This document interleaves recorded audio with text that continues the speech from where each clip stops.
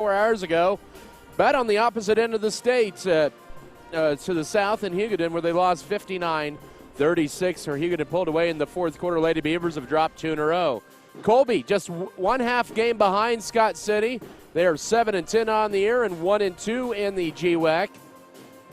They have dropped 3 straight. Their loss as well to all 3 ranked teams: Hugoton, Goodland, and then Hayes last Friday night, 33-27. The boys' game, very similar situation here, where you have 8-10 and 7-10 on the court. There's Scott City 8-10 on the year, 2-2 in the GWAC. They've dropped 3 straight and dropped a game last night to Hugoton, 64-42, with losses to Holcomb and Lakin as well. On the other side, Colby loses to the number 3 ranked team in Class 5A, the Hayes High Indians, on Friday night.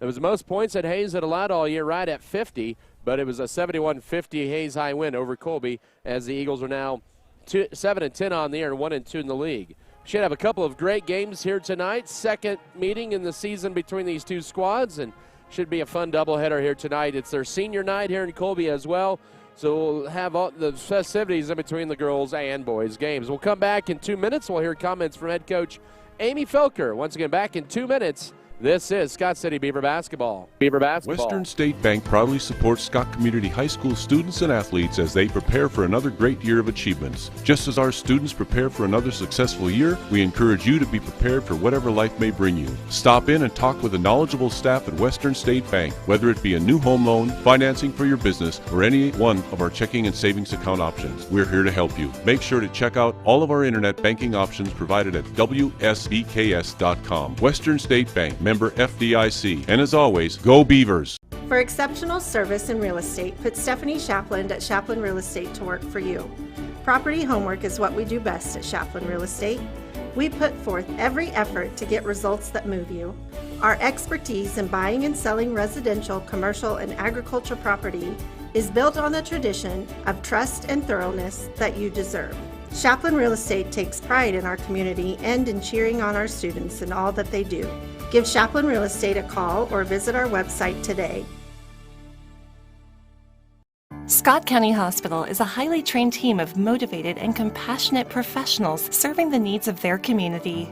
Dr. Matthew Burns is a general surgeon whose specialty is caring for all patients with elective and emergency surgeries.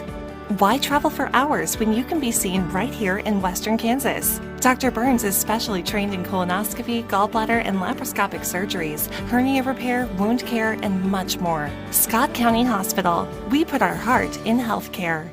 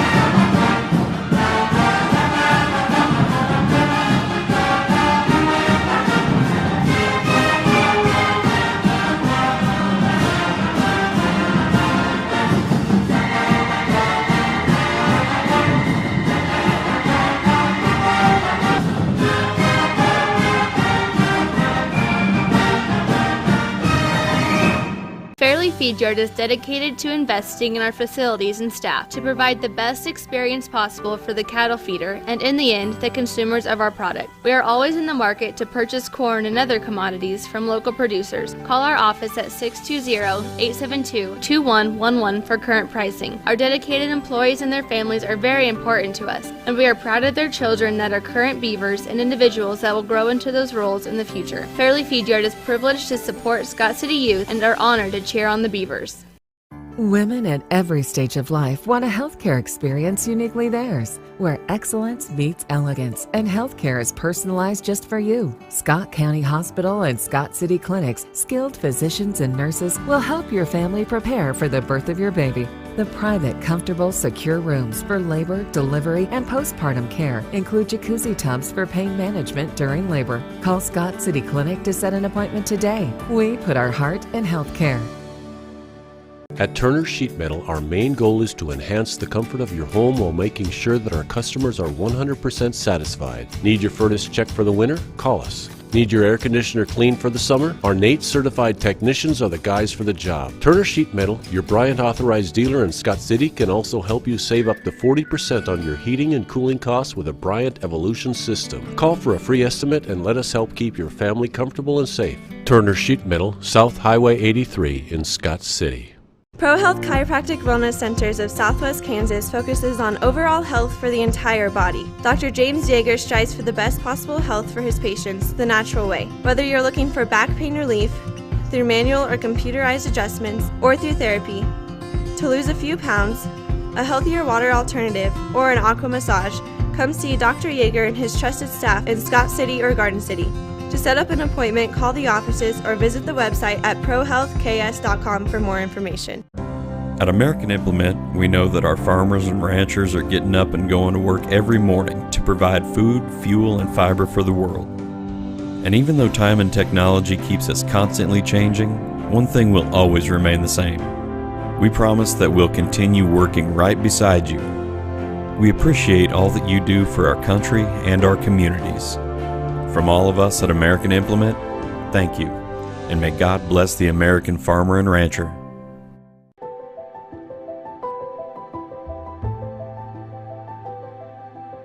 I pledge to myself, on this very day, to try to be kind, in every way, to every person, big or small.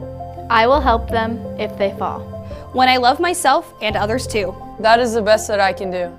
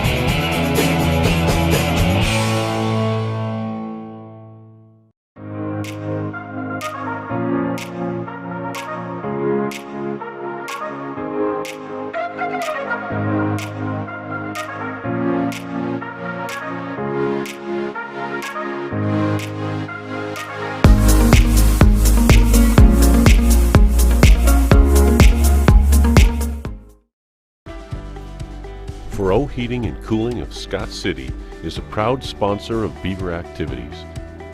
Brent and Angie take pride in helping our activities and support our students 100%. They can also help you with any heating and cooling needs that you have. Give Fero Heating and Cooling a call at 620-872-3508 and see if they can help you with your needs today.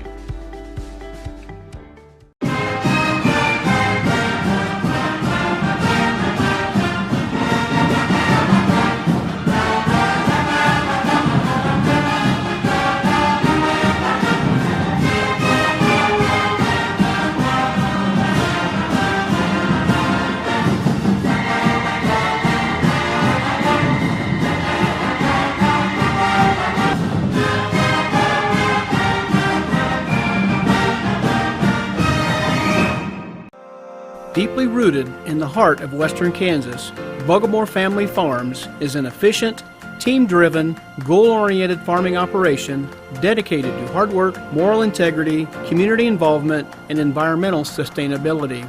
Our diverse and knowledgeable team utilizes cutting-edge technology to incorporate practices that increase the productivity and profitability of the land. The land we farm is our livelihood and our future. Go with the proven winner.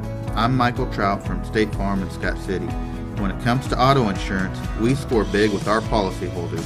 We score on competitive rates, on customer service, and on satisfaction and speedy claim handling. Let us quote your autos today and make you a part of the Trout State Farm team. Call or stop by Michael Trout State Farm and you can be assured of our personal best. Go with the winner, Michael Trout State Farm, Scott City. Is your dog ungroomed and smelly? Then come on by the new and improved Wagon Wash, located at 501 Jackson Street in Scott City, Kansas. We added on a dog wash for your pet's hygienic needs. There are 6 different modes you can choose from: shampoo, oatmeal conditioner, rinse, odor control, flea and tick, and blow dry. Our facilities are regularly cleaned, and we have a vending machine full of treats for you and your pet. Follow us on Facebook at Wagon Wash Car Wash. White's Food Liner is Real Estate, where they serve their clients with their interest at heart.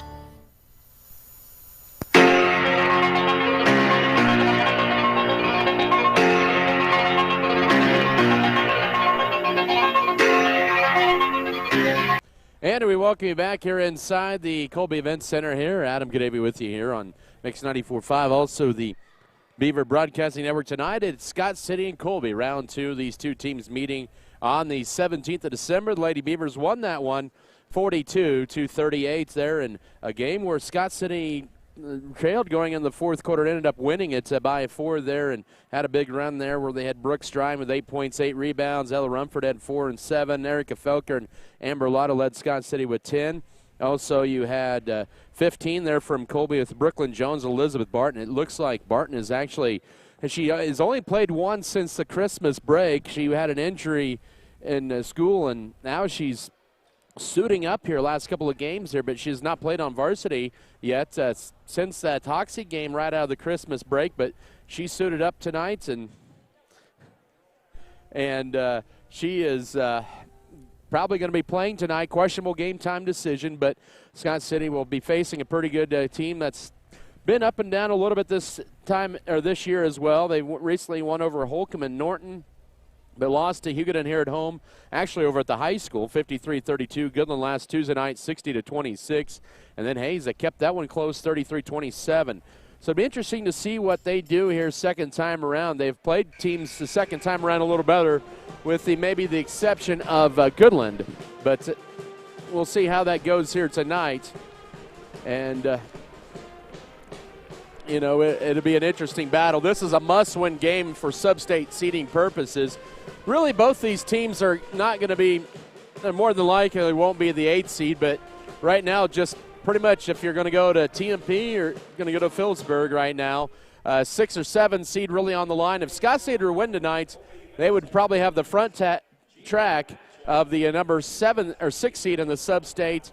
And Colby would be the number 7 seed. Right now looks like Norton is pretty set in the number 8 spot. But in the standings as well, they have Scott City has a 1-game deficit in the league standings against Colby.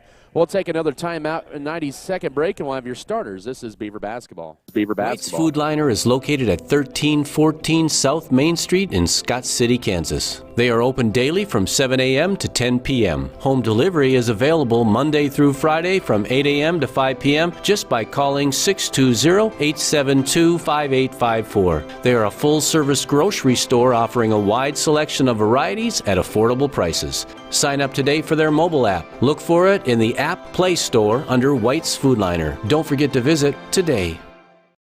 The dedicated team at Norder Supply is passionate about assisting our customers in achieving maximum net return per acre. That is how we define our success. Through unparalleled agronomic advice and best-in-class customer service, you can depend on us to do what is best for your operation.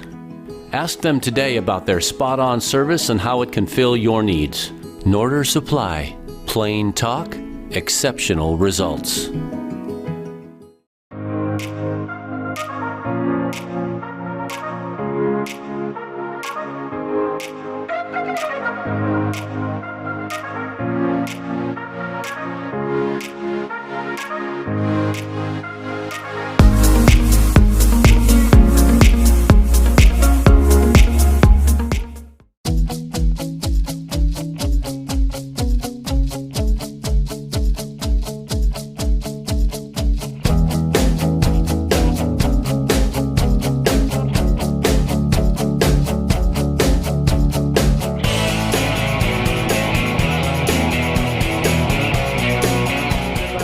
State Bank in Scott City and Leota, free bill paying, online banking, safe, secure, and easy to use. Member FDIC, equal housing lender. For the Lady Beavers of Scott City, coached by Amy Felker in her second season, assisted by Aaron Myers and Hunter Hope.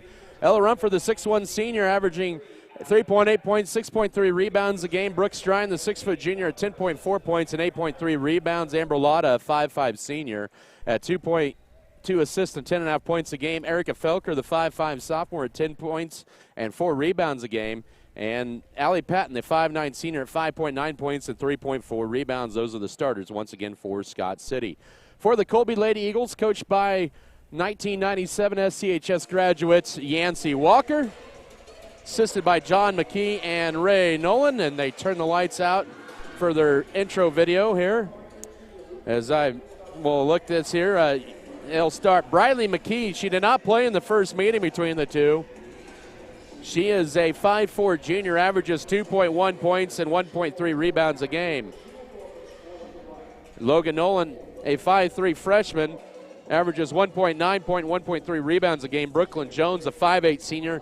She's a Metro State University signee for both basketball and track. She averages 18 points and 2.7 rebounds a game. She scored her 1,000th point on the road at Holcomb in overtime back on the 28th of January in their 2-point win there at Holcomb. Also, it'll be Bryn Stanley. She is a 5'10 freshman who averages 1.8 points and 4.3 rebounds a game. And rounding out the starting five is Emma Curry, a 5'10 senior who averages 7.7 points and 4.1 rebounds a game. Briley McKee, Logan Nolan, Brooklyn Jones, Bryn Stanley, and Emma Curry, the starting five tonight for the Colby Lady Eagles. Scott City averages 45.7 points a game, while Colby averages 37.3 points a contest. Those are your starting lineups here tonight, presented by Security State Bank. Also, before we look at the keys of the game, looking at the sub-state standings on the girls' side, right now Goodland at 16-2. They have a bye tonight. TMP Marion a game and a half back. They're at 14-3. Phillipsburg at 13-4.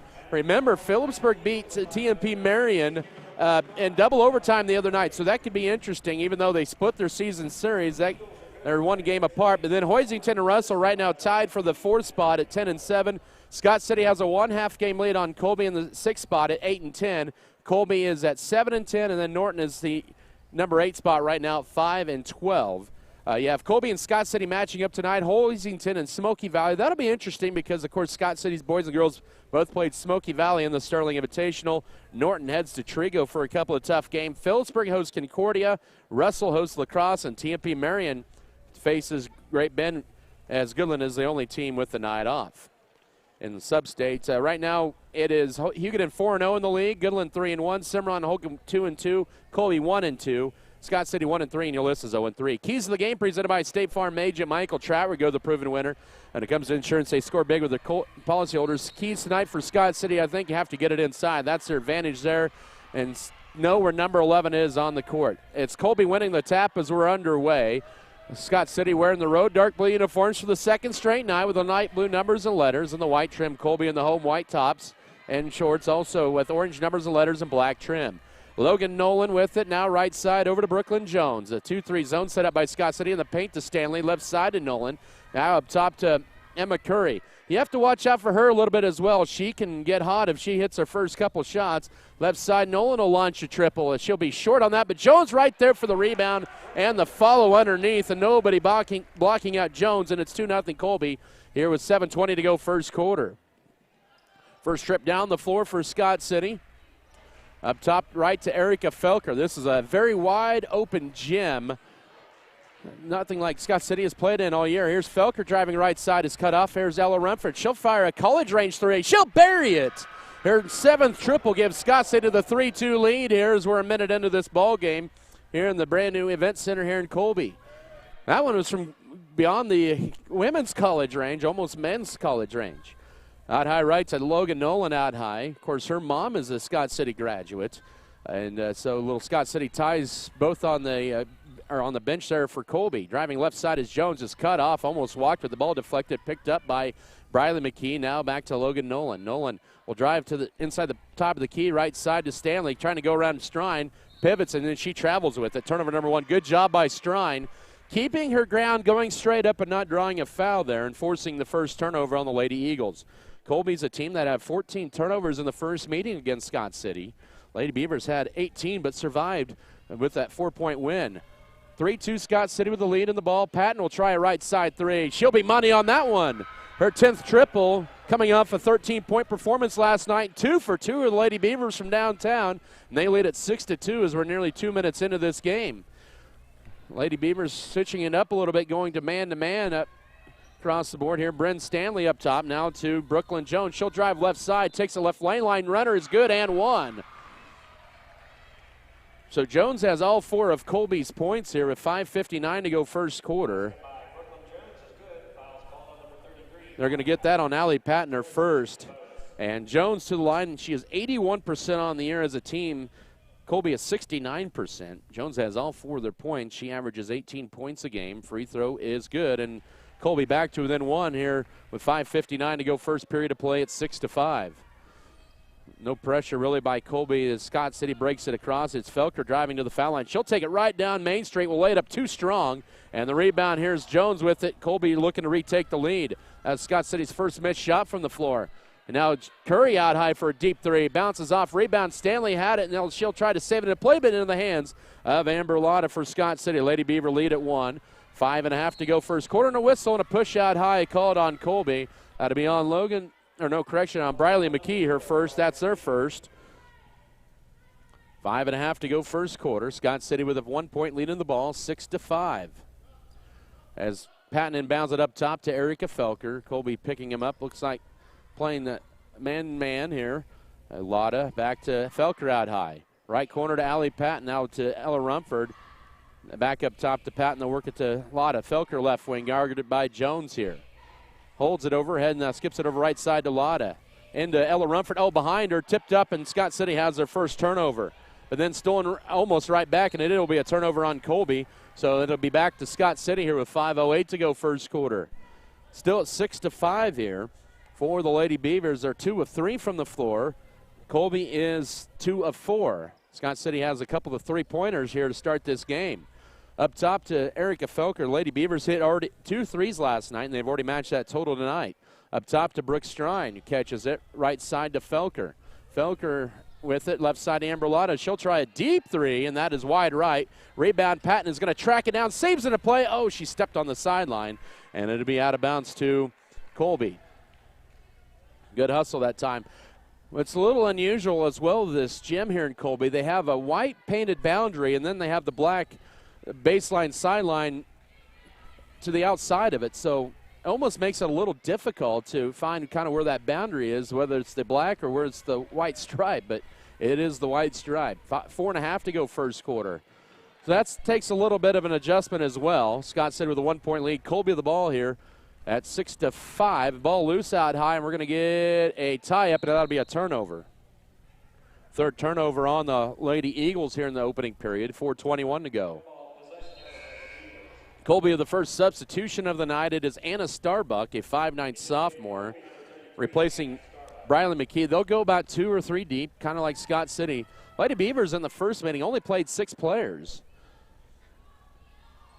As we're approaching the midway point of this first quarter, Lotta uses up her dribble now. Strine, left elbow, guarded by Stanley. Out high to Lotta. Goes left side to Ella Rumford. Puts on the floor once up top to Patton. She'll drive right side, kick it right corner to Erica Felker, looking to drive in. The 4-minute mark, bounce pass to Rumford. She'll bake it home for 2. Assist that time by Felker, and Rumford with 5, and it's 8-5. 3:50 to go first quarter, and a good start here tonight for the Lady Beavers. They've really struggled with their first quarters over the last couple of games, but off to a good start here tonight. Up top and stripped almost out of the hands of Starbuck, but in the hands of Jones. She'll drive in strong. Her runner in the paint is good. She has all 7 of Colby's points here with 3:37 to go first quarter at 8-7. So it's Scott City 8 really, and Brooklyn Jones 7 right now. Lotta with it up top. Out high right to Erica Felker. Felker will drive in the paint, left side to Amber Lotta, looking for a cutter. Skips it over right side to Patton. She'll fire a deep 2. Off the back iron and drops out. Rebound to Brooklyn Jones. Already her 3rd rebound of the quarter. 8-7, Scott City lead, but Colby with the ball. Final 3:08 of this opening period of play. It's been a fast-moving first quarter, and then it's almost a steal out high. Good effort, though, by Felker as her and Rumford kind of had a trap up top. It's still going to be Lady Eagle basketball. Colby 7-10 on the year. Since 1980, Colby has really dominated the series 55-18, but in recent years, it's been Scott City that's been the favorable team in this series. Jones up top with it now right corner goes to Brent Stanley. They'll throw it back up top, deflected by Rumford as Scott City now in a 3-2 zone. Left side out high to Logan Nolan, now to Emma Curry looking to drive in. One dribble back up top, it goes to Anna Starbuck. Guarded out high and now to Jones. 2:40 to work first quarter. Curry launches a deep three left side, good. Curry, her 21st three, gives Colby the lead back 10-8 with 2:35 to go first quarter. Our second lead change here in the first 5.5 minutes of the game. And Strine hands it off to Felker. She'll drive right down the lane and draws the contact and the foul on Emma Curry, her first, team second. Felker, who has been a little shaky at times at the line in the last couple of games with 2 free throws coming up. She's 72% on the year there. As a team, Scott City is 71%. Free throw number 1 is good, though, for Felker. Her first point of the night makes it 10-9 Colby. Mallory Cup in for the first time. The 5'4 sophomore replacing Allie Patton, and Emma Wright, the 5'4 junior, in for Colby for the first time. She averages 1.4 points a game off the bench. Felker for the tie. Good. She hits them both, and we're tied for the first time at 10. 2:27 to go first period of play as Colby with the ball. Tied up at 10. Just 2 players have scored for Colby so far. Jones had the first 7, and then Emma Curry just had the last 3-pointer as she has the ball right side guarded by Rumford. Scott City goes out. She'll launch another 3. That's off the back iron. Rebound backside to Mallory Cup. Curry's launched 3 threes already here in this first quarter, 1 of 3. Now Cup behind her. Went off the official. Still loose ball out high. Cup in the half-court circle. Grabs it. Now back to Lotta, now to Brooke Strine. Hasn't scored yet. Now she'll get stripped going up, and she draws a foul and gets 2 free throws. Good move that time by Strine, who had 9 points last night in the loss to Hugoton. That's the 13th foul in Colby. Brooklyn Jones with the hacker first. Team's third. Scott City has fouled once here. Strine at the line, 76% on the year. Averages 10 points and 8 rebounds a game. Free throw number 1 to break the tie is perfect. 11-10. Scott City back on top. 1:53 to go first quarter in is Elizabeth Barton. She had 15 in that first half against Scott City back before the Christmas break. Kept Colby in that game, really. Second free throw for Strine, also good. And Scott City with 4 in a row all at the charity line, and they have the 12-10 edge here. 1:52 to go first quarter. So Yancey Walker's played 8 players already in this first period of play. Up top to Anna Starbuck. Holds it, looking for a backdoor cutter, but now up top, here's Brooklyn Jones, launches a 3, good. She has 10 first quarter points already, and Colby back on top with 97 seconds to go first quarter at 13-12. Lead change number 4 of the quarter. Lotta with it, gets almost tripped up out high, now stops, goes left side to Ella Rumford, holds it. Now right side to Erica Felker, looking to drive in, she'll do it so, and then dribbles it off for, they'll say, last touch by Colby, excuse me. I thought it was going to be last touch by Scott City, but Patton will check in for Ella Rumford for the Lady Beavers. They trail it by 1, 13-12, kind of a high-scoring first quarter here with 1:21 to go. It'll be interesting if Scott City will continue to use this pace here. Felker to inbound it in, ball deflected, picked up by Cup in the corner, and then deflected, and Scott City turns it over for the 3rd time. Colby with a 1-point lead in the ball. Brooklyn Jones is 4 of 4 from the field, driving in. Her runner is too strong in the rebound. Amber Lotta, and then we get a tie-up underneath. And it will be Colby's ball in the possession arrow with 1:09 to go first quarter. So Jones has 10 of Colby's 13 points. Both teams have hit 2 threes already in this first quarter. Inbound in. Elizabeth Barton almost had it stripped by Patton. Now Barton will drive in. Her runner stuffed, but they're going to get the push, I believe, on Patton. That'll be her second. So Scott City's leading scorer from last night, Allie Patton, with 2 fouls here. And she has both of Scott City's fouls, and she has just been kind of a magnet for the foul calls over the last 4 games. Elizabeth Barton, a 56% free throw shooter, her first varsity game since Hoxie, and she'll get the bounce in to make it 14-12. 1:03 to go first quarter. As Ella Rumford will replace Patton. Rumford with 5 first quarter points to lead Scott City so far. Colby back on top by 2, 14-12. Their largest lead has been at 2, and now it's 3. Colby 3 of 3 at the line, and they have 5 in a row, and they have a 15-12 lead here. Final minute of the first 8 minutes of play. Lotta gets, they call it a pack out high as Lotta almost got pickpocketed by Barton. That's her first and the team's fourth.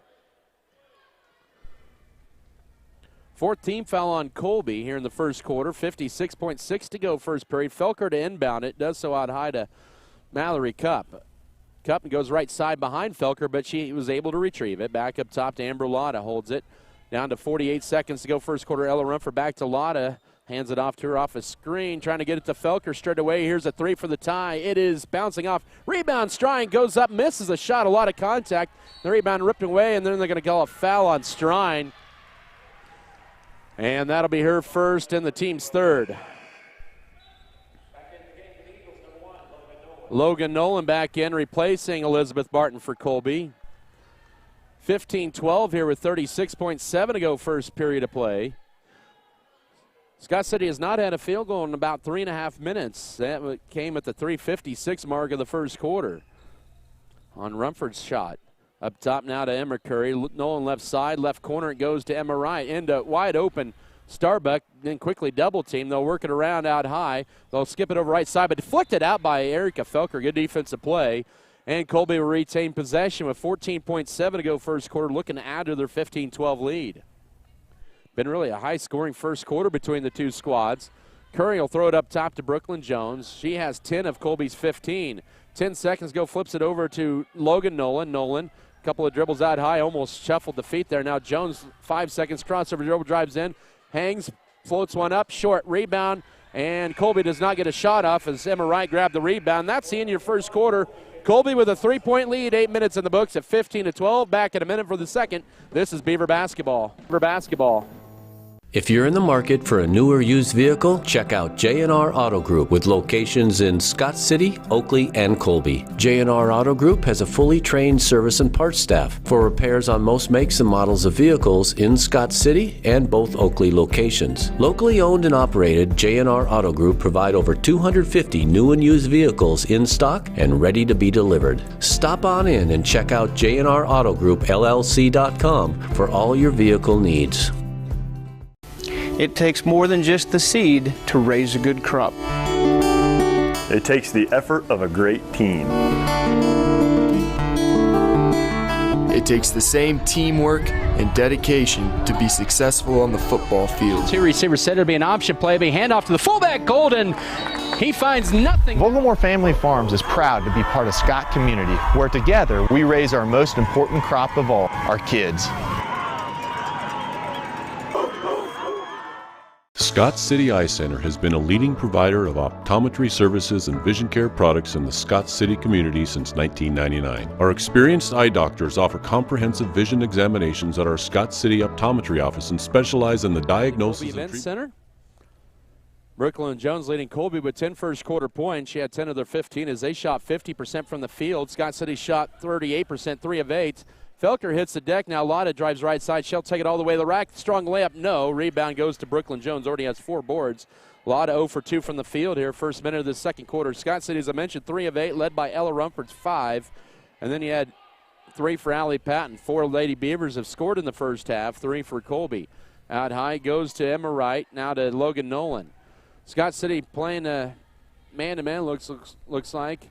And now entry feeding the paint to Anna Starbuck, losing the dribble, picking it back up as Janessa Cheney, a 5'6" sophomore, got a whistle and a holding foul. And that'll be team foul number 4 on Scott City. Amber Lotta with the foul, her first, as I mentioned, the 4th team foul. Both teams with 4 fouls. 7:19 to go first time. I think Scott City could have had a case for 3 seconds in the lane. Then flat-footed, no. Starbuck gets the rebound, stuffed and then ripped away by Felker. And then she is held by Anna Starbuck. That is Starbuck's first foul, team's 5th. As in is going to be Bren Stanley and Emma Curry for Colby, replacing Brooklyn Jones, who rarely checks out. And in for Scott City for the first time is Tori Ford, the 5'8" senior, the Dodge City Community College softball signee. And they're replacing Cup. Allie Patton on the bench right now with 2 fouls for Lady Beavers. First minute of the second quarter, Lady Beavers down 3, 15-12. Strine holds it out high. Looking for a cutter, finds Felker, holds it. Now we'll put it on the floor, almost stripped out of there. But still the dribble up top. Scott City looking to reset. Erica Felker, right corner to Ella Rumford. Holds it back to Felker, right side. Deep three for the tie. Too strong off the back iron. Rebound in the paint to Janessa Cheney for Colby. 6:45 to go first half. Felker really has struggled last couple games scoring. Had 4 points and a three-pointer last night against Hugoton. Emma Curry up top. So let's see what Colby does without their leading scorer here, and also leading scorer has 10 of their 15 points already. We're 90 seconds in, no scoring here in the second period. And then Felker, we got to push, and that'll be team foul. They're going to call that a shooting foul? They are. They're going to call that foul on Ella Rumford, her first. Team's fifth. Interesting. Logan Nolan, a 64% free throw shooter. Colby is 3 of 3 at the line with a 3-point lead. 6:24 to go first half. Both teams with 5 fouls in the half. Free throw off the back iron. She'll get another one. Scott City in that first quarter was 4 of 4 at the line. Second free throw pending here. It's up, and Nolan makes it 16-12. So Colby has scored the last 6 points of the game here. Scott City has not had a point in about 3.5 minutes. Not had a field goal in a lot longer than that. Lotta trying to end that. She takes to the rack, leaves it short, tipped around, and Felker retrieves it. Now back to Strine out high. Scott City with another look at it. Strine, big shot, good on the left side. The southpaw makes it 16-14 with 6:05 to go first half. And a big rebound there by Felker. Saved the possession for the Lady Beavers, and they get 2 out of it and pulled 2 and then a couple here. 5:54 to go first half. Stanley holds it up top now to Logan Nolan. Gets a screen, drives in, stripped out of there by Scott City, the 4th Lady Eagle turnover. Felker to race it right to left. She'll take it all the way to the rack, then dish it right side to Lotta. Looking to drive right baseline. A lot of contact. They'll drive, I believe, a blocking foul out of it. With 5:39, if she was a little out of control, we might have a travel too. Yep, there it is. Longer they talked about that, the more I felt like they were going to call the travel. Turnover number 4 on Colby, or on Scott City, and so Colby back with the ball and a 2-point lead. Jones is back in for the Lady Eagles. 16-14, 5.5 to go first half. Up top to Brendan Stanley. Scott City staying man-to-man for most of this half. Now Stanley will drive right side, go right corner now Curry. That time from Briley McHugh, just checked in. Her shot is blocked, and the rebound to Amber Lotta. Scott City with the ball down a couple here with 5:17 to go first half. As Lotta still with the dribble, gives it Strine right elbow, faces up on Stanley, drives left side. Pulls up for the tie. Bank shot a little strong, tipped around and in the hands of Emma Wright for Colby. Scott City's had a couple of chances to tie, but they have missed the shot or turned it over here. 5 minutes to go first half. We're still at 16-14. Both teams, actually Scott City with 2 points in this period, just 1 for Colby. Now Curry bounce pass to Stanley, who puts it up for 2. They got the defense to move out of position there. Stanley with the first 2, 18-14. And it's down to 4:40 to go first half. Now right side Lotta up top. Tori Ford holds it. She's had 5-point games last couple. Ella Rumford over right side to Amber Lotta. She'll fire a deep 3, trying to get on the board, and she splashes one home, her 13th triple. Scott City with 3 threes in the half, through 2 within 1 at the 4:20 mark of the first half, 18-17. So a big shot that time by Lotta, who becomes the 5th Lady Beaver to score in this first half. Up top now, Jones. She'll drive left side, cut off. She'll answer back with a 3. Good. She has 13 points in her second 3. 21-17 as we're at the midway point of the second quarter. So Colby answers quickly back with that Jones 3. Dribble behind the back. Jones has 13 of Colby's 21 points. Rumford into Stanley, or trying to get it in, deflected by Stanley, trying to get into Strine, and Scott City with their 5th turnover. We're down to 3:45 to go first half. A 4-point Colby lead in the ball. That's their largest lead of the night, 21-17. Now Jones dribbles behind the back, right corner, and a 3 on the way for Emma Wright is halfway in and out, but the rebound to Briley McKee got around Tori Ford, and Colby will reset here. 3.5 to go, and here's a deep 3 by Curry. Short rebound, Stanley underneath. Gets it stripped and stolen away by Strine. Colby's 5th turnover of the half, and Scott City with the ball down 4. 3:18 to go, second quarter of play.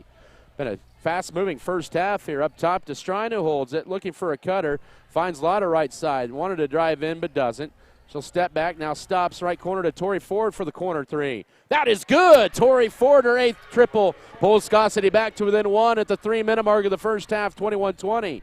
She has been a big threat off the bench for Scott City over the last few games, especially from downtown. Here's Curry driving strong to the rack, goes around Strine and commits the foul to Strine, her second, and now Scott City with a little bit of a foul issue as Patton has not played the second quarter with 2 fouls, and now Strine with 2 fouls. No correction, they get that on Amber Lotta, that's her second. And timeout on the floor taken by Scott City with 2:49 to go first half.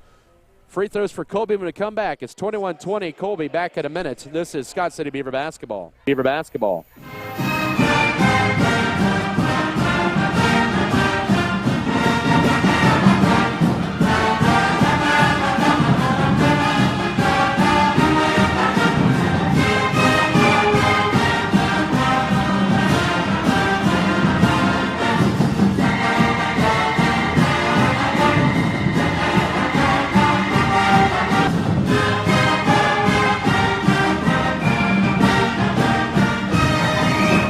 For more than 65 years, Tetro has been the region's leader in intelligent, efficient, and budget-friendly plumbing and HVAC. Through pre-construction, intelligent construction services, commercial and industrial service, residential plumbing and HVAC service, the company's values of respect, excellence, and determination can be seen through everything we do. Tetro commits to provide reliable services through team enrichment, training, and technology to be the contractor of choice. Circle C activities.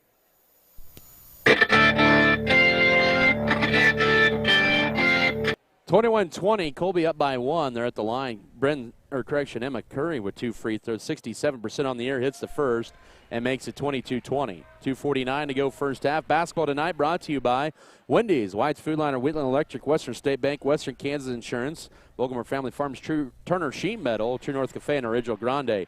Curry hits them both. She has 5, 23-20. She averages 7.7 a game. We're down to 2:45 to go second quarter. Felker deflected but picked up by Ford out high. Lotta with 2 fouls, so she's on the bench right now. Out high to Ella Rumford for her second 3. Short rebound, tipped out high, and it's going to be in the hands of Rumford. And now Strine trying to go right side, cut off up top to Erica Felker. Beavers down 3 with the ball, 2:28 to go first half. Ford with it out high, gets a screen, drives to the foul line, kicks it left side to Ella Rumford. Rumford will throw it over right corner to Mallory Cup into Strine, catches it, will go up, bank shot too strong, but right there's Rumford for the follow. Rumford with 7 in the half, and it's 23-22 with 2:11 to go first half. You could almost call that an assist there from Strine as it went right into the hands of Ella Rumford on the back side. Right corner now to Briley McKee. She'll launch a 3. Good. Her first 3 of the night, her 4th of the year, and it's 26-22 with 1:54 to go first half. So Scott City's back down by 4. Here's Felker with it, looking to drive in. She'll lean, hang, shoots, and gets the foul. She'll have 2 free throws coming up here with 1:47 to go before halftime. Team foul number 6 on Colby. Both teams with 6 first half fouls. Bryn Stanley's first. The unfortunate thing is for Scott City is Felker sees her first free throw rim off. Unfortunate thing for Scott City is Colby has their 6 fouls, but they're by 6 different players. Scott City has 2 players with 2 fouls. And second free throw for Felker, she drains that one. She goes 1 out of 2, 26-23, 1:47 to go first half. Both teams fighting for that 6th spot in the sub-state, really, with a couple games to go.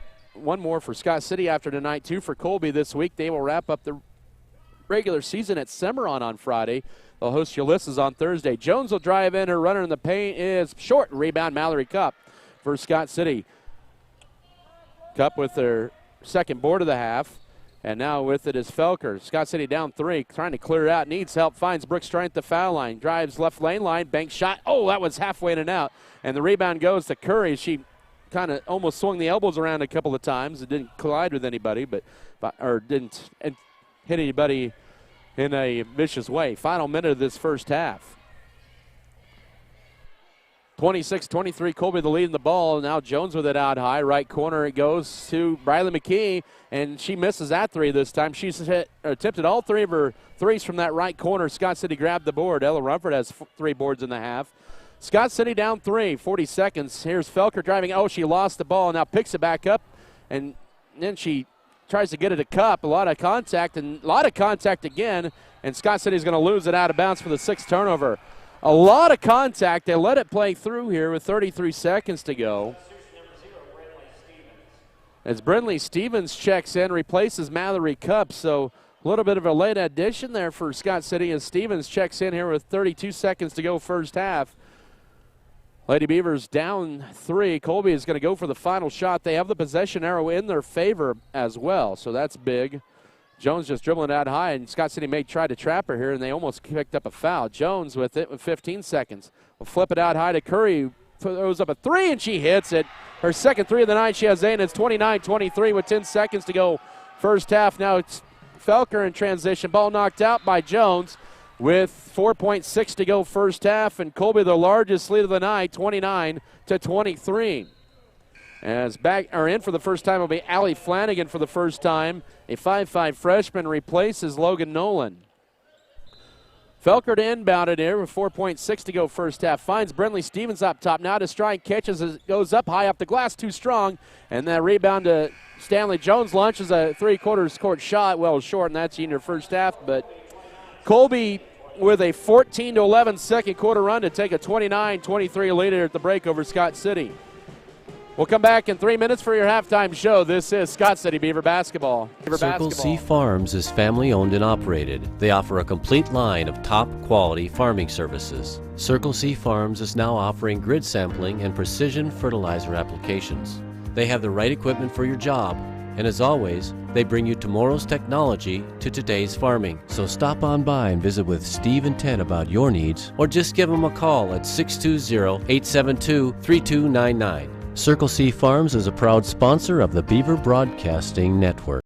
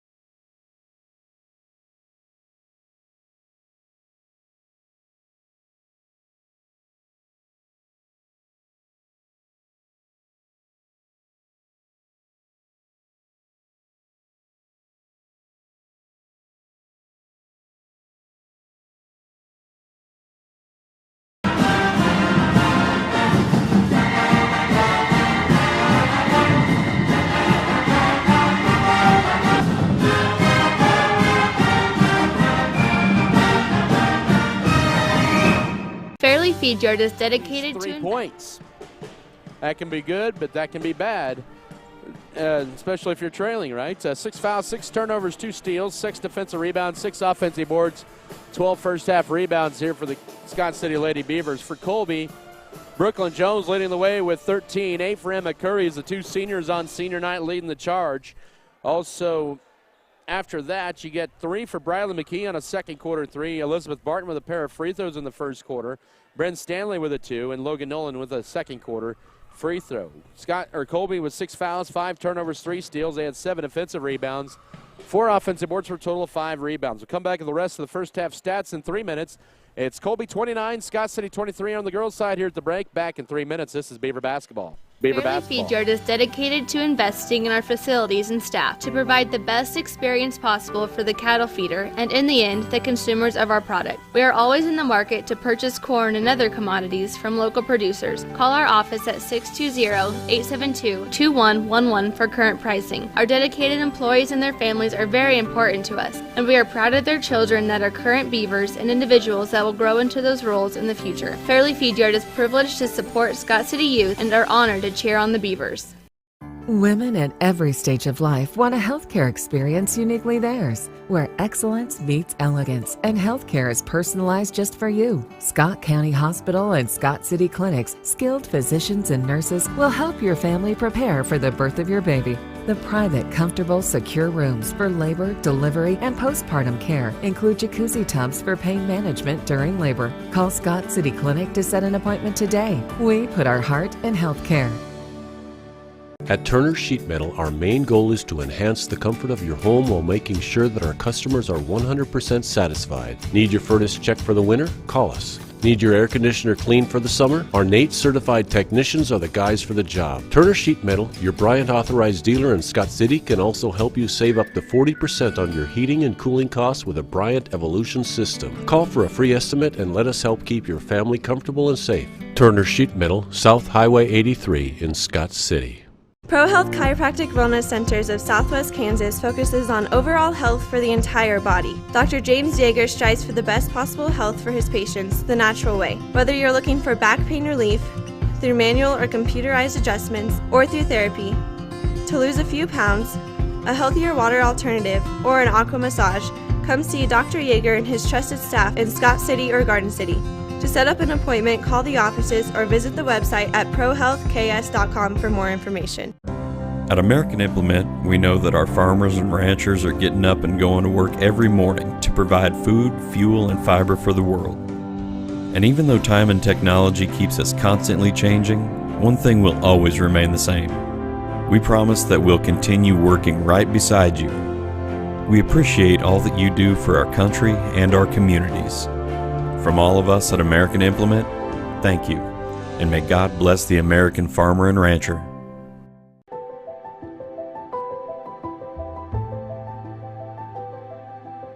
I pledge to myself, on this very day, to try to be kind. In every way. To every person, big or small. I will help them if they fall. When I love myself and others too. That is the best that I can do.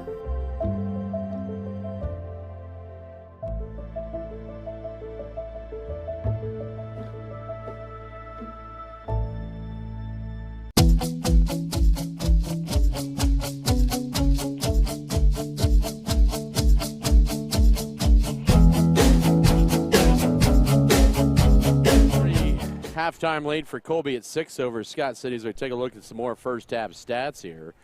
For Scott City, they shot the ball, didn't shoot too bad in the first half. They were 35% at 7 of 20. They were 4 of 8 on threes, which is pretty good, but they were only 3 of 12 on 2-point baskets. If they can get their twos down, I think this could be a much different ball game. Really, both teams shooting better from 3-point range in the first half than in 2, and must be just kind of, I don't know what to explain with that. That's just a little surprising there. But Scott City was 5 of 6 from the line in the first half. For Colby, they were 9 of 21 from the field, 43%. 5 of 12 on threes. 4 of 9 on 2-point baskets, and 6 of 7 from the line. So Colby's hit 1 more free throw, 1 more 2, and 1 more 3 than Scott City. And that's their 29-23 edge. So They've eclipsed their point totals in the first half. They had 26 at Goodland last Tuesday night, 27 at Hayes on Friday night, and they have 29 in the first half. But Scott City with some foul trouble. Allie Patton with 2 and Amber Lotta with 2 fouls. Scott City will have a week off, and then they'll host a very good Goodland Cowgirl team coming into town next Tuesday night for senior night. Then they'll be, looks like, on the road for sub-state first round. Colby will have 2 more games this week. They'll have Ulysses at home on Thursday, and then a pretty big battle with Cimarron on Friday night. And then that's it for their season, for their regular season. As I mentioned tonight, Scott City has a 1/2 game lead in the sub-state standings over Colby. Scott City at 8-10, Colby at 7-10. But Colby, you know, they've got 2 more games left this week. That one of them they'll be heavily favored in, the other they may be a little bit of an underdog. Scott City will be an underdog at home against Goodland next week, so this game huge for both sides. Second half officially underway. Colby's ball left side with it. Emmy Curry underneath the Stanley. She'll fumble, pick it up, and will put it up from point blank for a 4th point at great position. 31-23, 7:49 to go for third quarter. So Scott City with their largest deficit of the game at 8, 5-0 Colby run. In fact, they've scored 8 of the last 9 points of this ball game. Lady Beavers did not have a field goal for the final 2:11 of the first half. Brooke Strine, Allie Patton out there, Amber Lotta, Ella Rumford ball fakes. Now back behind the defense to Patton, who misses a shot, gets her own rebound, and puts it up. Tough shot, no, and the rebound tipped. That's touched by Colby. It'll be Scott City's ball. So Allie Patton, Erica Felker, Amber Lotta, Brooke Strine, and Ella Rumford for Scott City with 7:23 to go third quarter. And out of bounds to Scott City. Nice cut into Strine. Bank shot too strong. Boy, she's leaving him too strong. Tipped out high into the hands of Felker. Felker ball stripped going in, and that'll be a turnover on Scott City, their 7th of the night. They cannot afford to have any more empty possessions here. They need to get some stops on the other end here with the first minute of this third quarter. Colby with an 8-point lead at 31-23. Both these teams have had some grueling schedule here after the Christmas break. Up top with it is Jones. She'll drive left side on Felker. Take it all the way. Shot blocked by Rumford, and Lotta grabs the board. Good defense on Jones. Lotta's going to race it all the way. She'll take it to the rack. Right-handed layup is good. Her first field goal of the half. 5 for the game. 31-25. 6:42 to go third quarter. So much needed basket that time for Scott City. And they are trailing by 6 here. 6.5 to go third quarter. Both teams with a 2-point basket here in this third period. Stanley holds it, and then under or left side to Brooklyn Jones, trying to get it separated for 3. She'll float one up left side, and 2 free throws coming up here for Brooklyn Jones. She draws the contact on Erica Felker, her first, team's first. 2 free throws will be for Brooklyn Jones, who has 13 tonight, 1 of 1 at the line. Colby 6 of 7 with a 6-point lead. 6:24 to go third quarter. Free throw on the way, good. 32-25, Scott City trails. They have not led since 12-10 late in the first quarter. Both of these games tonight are very big games. Second free throw, Jones hits them both, and she has 15 and pushes the Colby lead back to 8. 6:20 here in this third. Lotta to take it left to right as I see it up top, and that's going to be a reach-in foul out high on Briley McKee. That's her second, team's first of the half. They call it pretty tight there, and they've been consistent really with the fouls tonight. You can't really complain about that. Officials have done a pretty good job here for the most part. Patton inbound, it will go up top to Amber Lotta. Colby staying man-to-man, but Lady Beavers need to start getting some baskets here. Down 8, still a lot of time left here. Off the screen, here's Felker. Can she get a 3 to go down? She can! Felker hits her 31st 3, and Scott City to within 5 at the 6-minute mark of the third quarter, 33-28. Big 3 for Felker. Scott City's 5th of the night, pulls them to within 5. 5:50 to go third quarter. With it is Jones out high, gets a screen, goes left on Felker, pushes off, and that's going to be a charge. The official saw that. Jones with the forearm, called for the offensive foul. Good defensive effort that time by Erica Felker, and that'll be Jones' second foul, second team foul of the half with 5:48 to go third quarter. It's 33-28 Colby. Scott City with a chance to put a little dent in that lead. Lotta almost tripped, and then she gets it poked away, picks it back up, gets a screen, stops out high, almost walked with it now top to Strine. Just holds it, nobody really guarding her close. Now goes back to Lotta with it with 5.5 to go third quarter. 33-28, Colby with the lead. Scott City ball, Lotta sees an alley, drives right side, goes up and draws the foul. Emma Curry beside herself with the call. She'll be committing foul number 2 and the third already on Colby this half. That's Scott City's strength here, they can take it in on these Colby players here, and they need to continue to get to the line. In the first meeting, they were 13 of 20 from the line. Tonight, they're 5 of 6. Lotta, her first trip to line tonight. Free throw number 1 is too strong. Just her 9th miss of the year. She's 83% coming into tonight. Elizabeth Barton in replacing Briley McKee. So Colby's picked up 3 players with 2 fouls in this quarter. 2 for Jones, McKee, and Curry. Second free throw, Lotta hits it. She now has 6. And Scott City to within 4. 33-29, 5:25 to go third quarter. Lady Beavers back to within 4, so a little 4-0 run for Scott City. Barton with it right side, stolen away by Ella Rumford, gets in the passing lane, 7th turnover. Lady Beavers can cut it closer. Now in transition, Amber Lotta drives and splits the defenders, goes up and will score. That is fouled. Nice strong move by Lotta, making a 6-0 run, and it's 33-31 with 5:08 to go third quarter. Already the 4th team foul on Colby this half. Bryn Stanley's 2nd foul. Lotta with 8. She has 5 of Scott City's 8 points in the period. As in will be Anna Starbuck replacing Stanley, and Scott City the closest they have been since middle of the first or second quarter. A lot of the last 3 for Scott City, trying to make it the last 4. And that one rimmed halfway in and out. Brooklyn Jones with the 5th rebound of the game. Scott City down 2. They've put up a 6-0 run. We're at the 5-minute mark of this third quarter. On an 8-4 run so far here, 3 minutes in the second half. Jones around Strine, steps back, stop and go. Floater right lane line is too strong, but she draws the foul, and she'll get 2 free throws. Second team foul on Scott City this half. I believe that'll be on Felker, and it is her second. So Jones, who just nailed 2 earlier, about 2 minutes ago, 2.5 minutes, or a minute and a half ago, will get 2 free throws. She has 15 points and is 3 of 3 at the line, and make it 3 of 4 as that one rattled in and out.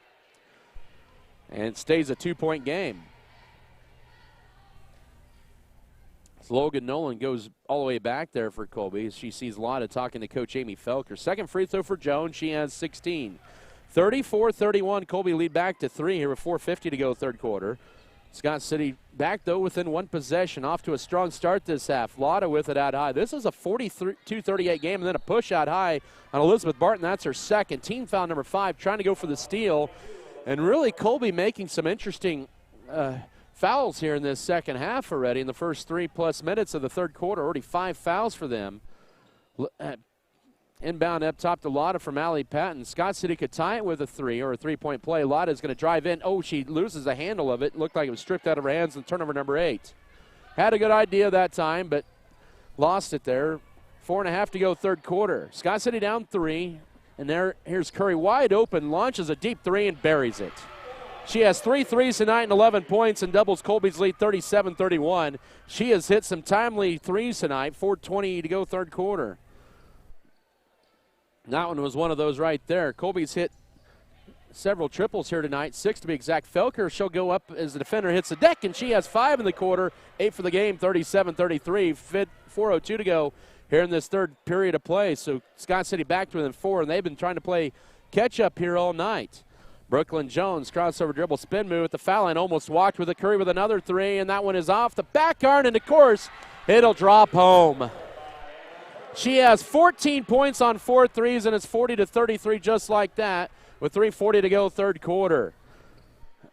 Sometimes it's just your night. It happens to be on senior night. Elizabeth Barton pickpockets Amber Lotta. 6th turnover. Make that 9th turnover on Scott City. Barton flips it to Nolan, who's near the half-court stripe, right side to Jones. Turns down the 3. No-look pass. There's Curry driving underneath. Left corner it goes. It's going to be Barton for 3. Too strong. Rebound Amber Lotta for Scott City. And a whistle, and she travels with it. Man, Scott City all of a sudden got it to within 2. Now they can't get a break. And timeout on the floor taken by Scott City. It's a full. We'll take it as well with 3:18 to go third quarter. Colby's leading 40-33. Back in 1 minute. Once again, this is Beaver basketball. Beaver basketball.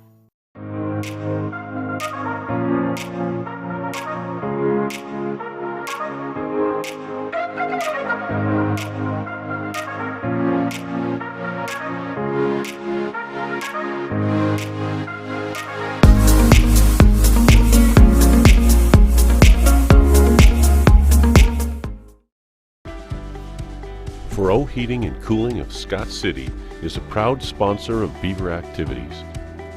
Brent and Angie take pride in helping our activities and support our students 100%. They can also help you with any heating and cooling needs that you have. Give Fero Heating and Cooling a call at 620-872-3508 and see if they can help you with your needs today. Make sure you have enough. This isn't something to put off another day. On the field of life, be prepared. Michael Trout, State Farm, Scott City. Like a good neighbor, State Farm is there. Colby's on a 7-2 run here as of late, and they're now up by 7, and Felker will knock the ball out of Logan Nolan's hands with 3:15 to go third quarter back here inside the Colby Event Center. 40-33, Colby with the lead. Scott City had it to within 33-31 nearly 2 minutes ago, but timely threes, and now Jones with the runner in the shot in the paint, crawls in. She now has 18, not a runner, but kind of a bank shot. 42-33, all of a sudden they have their largest lead. They're on a 9-2 run here with 3:04 to go third quarter. Scott City skip it over left side, gets by Jones. Felker drives in strong and draws the foul. They'll say it's a foul on the floor. And then McCurry now with her third foul. Already the 6th foul on Colby this half. Nope, correction, they're going to get that on Anna Starbuck. That is going to be her second. It's too bad it couldn't have been on Emma Curry. She's really hit some timely threes tonight. Now Ella Rumford with it. Bounce pass right side to Lotta. Drives in, pull up mid-range right side. Too strong. Rebound backside, though, goes to the hands of Mallory Cup, and Scott City resets. Strine with it, goes right side to Lotta. Drives in, right baseline, trying to get into Strine. Deflected out to Felker somehow. Up top to Ella Rumford. Scott City will reset. 2:35 here in the third quarter. Scott City down by 9, 42-33. Now to Ella Rumford, but Scott City needs to go to work here. Up top to Lotta now, and the Lady Beavers will reset. Still a lot of time in this game, but they need to start getting some points here and kind of end the bleeding of this run. Off a screen, now Strine will give it to Lotta. She'll drive in, and she'll go up, and it'll be stuffed that time by Starbuck. It'll still stay Scott City ball with 2:13 to go third quarter. Don't need to force things too much, but that was the right idea. Just need to get some points here. They'll get it into Ella Rumford. A couple dribbles. Stepping back is Felker for a left corner three. Too strong. The rebound tipped out by Colby, and it's still going to stay on Scott City's end of the court here. Felker with 8 points. So her and Amber Lotta right now share the team high with 8, and Rumford with 7. 2:07 mark of this third quarter end. A Cup looking to drive in. Stripped out of there, and it's kicked out. I believe last touch by Colby. Yep, it is Scott City ball. Colby shooting the ball well here tonight, up 42-33 over 2:02 to go third quarter. Scott City shot the ball well also, but here's a left corner three, and that's a big shot. It's down for Felker. She has 11, and it's 42-36 here with a minute 55 to go third quarter, and a much-needed basket for the Lady Beavers. They've hit a couple threes this half. Actually, Felker has, and Scott City was 6 tonight. Colby has hit 7. And it's a 6-point game with a minute 40 to go third quarter entry. Fina and Jones, kind of a mismatch there. Shot is short. Rebound, Brooke Strine. So break for the Lady Beavers. They're down by 6 with the ball. Lotta going coast to coast. Running the lane is good. Oh, they're going to call a charge.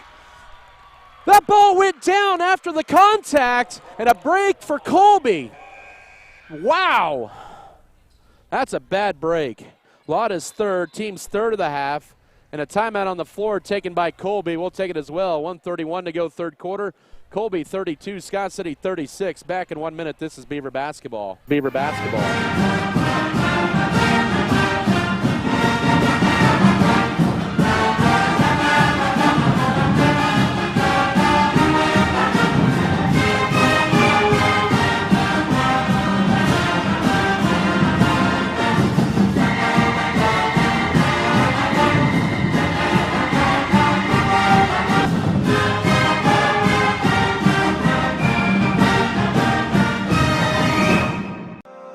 Deeply rooted in the heart of western Kansas, Vogelmore Family Farms is an efficient, team-driven, goal-oriented farming operation dedicated to hard work, moral integrity, community involvement, and environmental sustainability. Our diverse and knowledgeable team utilizes cutting-edge technology to incorporate practices that increase the productivity and profitability of the land. The land we farm is our livelihood and our future. Go with the proven winner. I'm Michael Trout from State Farm in Scott City. When it comes to auto insurance, we score big with our policyholders. We score on competitive rates. Scott City gets a tough break there. Amber Lotta, she had the basket go down. The defender was clearly underneath the basket inside that college arc, even though that does not count in high school. And here's a three by Curry, and that is, of course, good. Why not? 45-36, 1:18 to go third quarter. My complaint about that offensive foul in Amber Lotta, yeah, it probably was an offensive foul, but you could call that after the basket went down. That should be a 2-point basket and an offensive foul. And ball deflected, trying to get into stride, and Scott City with back-to-back turnovers are 12th of the night.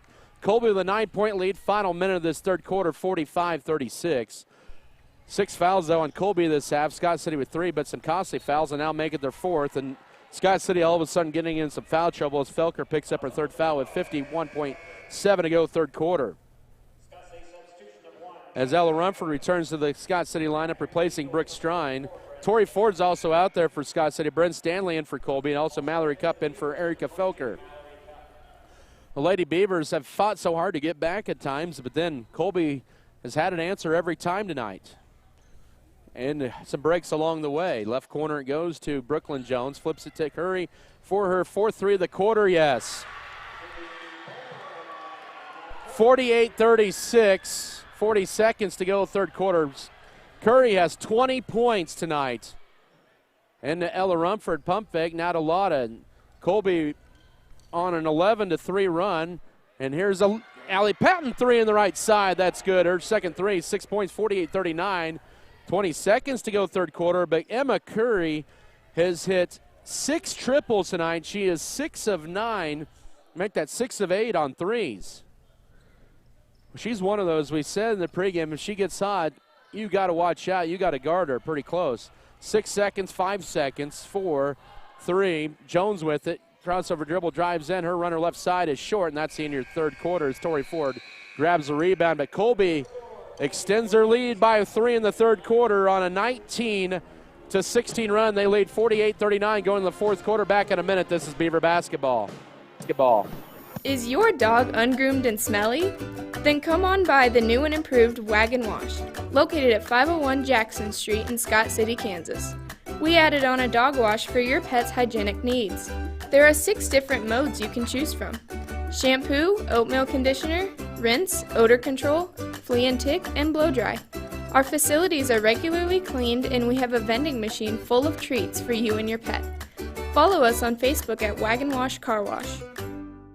White's Food Liner is located at 1314 South Main Street in Scott City, Kansas. They are open daily from 7 a.m. to 10 p.m. Home delivery is available Monday through Friday from 8 a.m. to 5 p.m. just by calling 620-872-5854. They are a full-service grocery store offering a wide selection of varieties at affordable prices. Sign up today for their mobile app. Look for it in the App Play Store under White's Food Liner. Don't forget to visit today. UnitedWireless.com.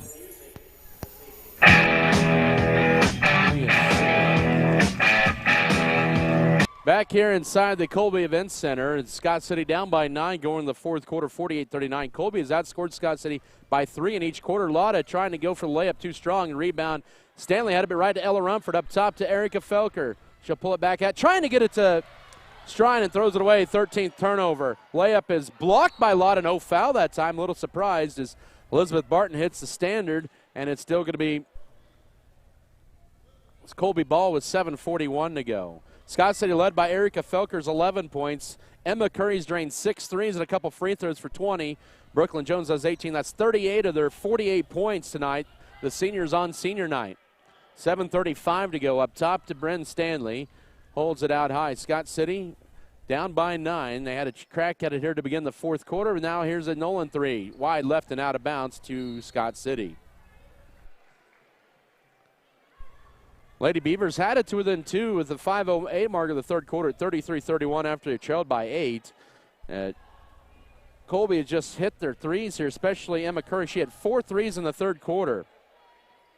Colby has 9 for the game. In the stride, catches it, goes bank shot, side left shot, no. we're going to say last touch by Scott City, Allie Patton. It'll be Colby's ball. That's the first attempt by Strine this half. And then it's going to be Brooklyn Jones replacing Logan Nolan, and Colby with a 9-point lead with 7:10 to go with the ball back at 48-39. Scott City with Erica Felker, Allie Patton, Amber Lotta, Ella Rumford, and Brooke Strine. Colby with Elizabeth Barton out there, also Brooklyn Jones, Emma Wright, also Bren Stanley, and Emma Curry. Now right corner it goes to Emma Wright. Wright with it.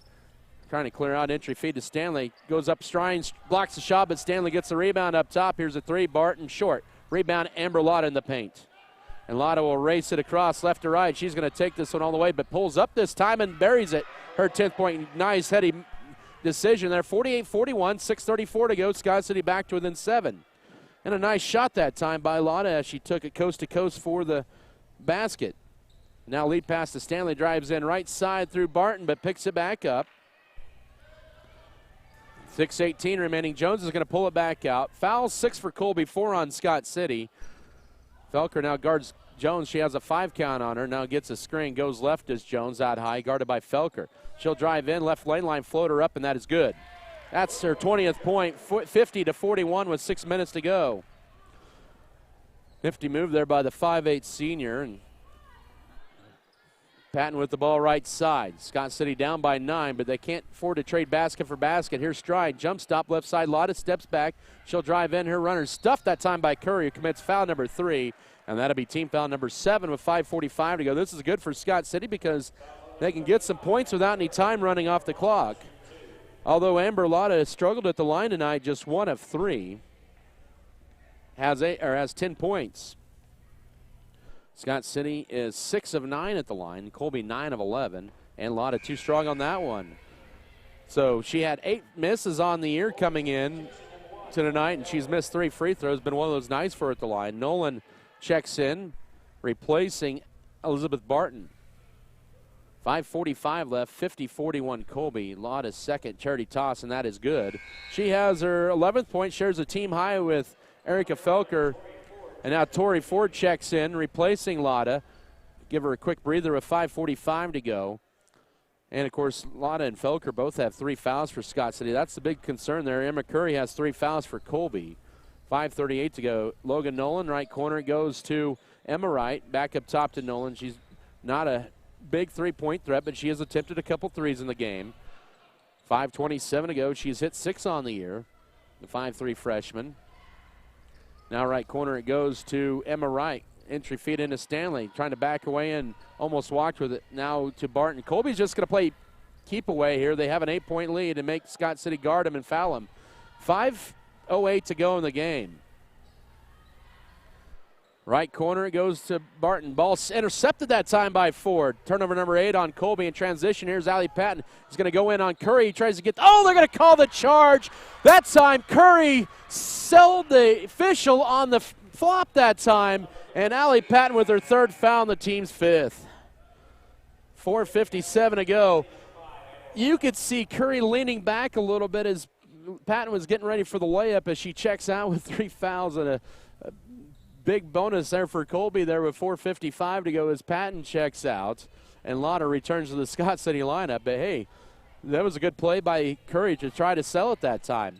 Nolan with it here with 4:44 to go up top. Bounce pass left side to Brooklyn Jones. Back to Nolan out high. She'll try a 3, and she will miss it. But the rebound is going to be fought for, and they're going to call the tie-up just as Lotta gained full control of it. So it's going to stay Colby's ball. Timeout on the floor taken by Coach Yancey Walker and Colby. They're down to 3 timeouts left with 4:35 remaining. It's Colby 50, Scott City 42. Back in a minute. This is Beaver basketball. Beaver basketball. The team at Norder Supply is passionate about assisting our customers in achieving maximum net return per acre. That is how we define our success. Through unparalleled agronomic advice and best-in-class customer service, you can depend on us to do what is best for your operation. Ask them today about their spot-on service and how it can fill your needs. Norder Supply. Plain talk, exceptional results.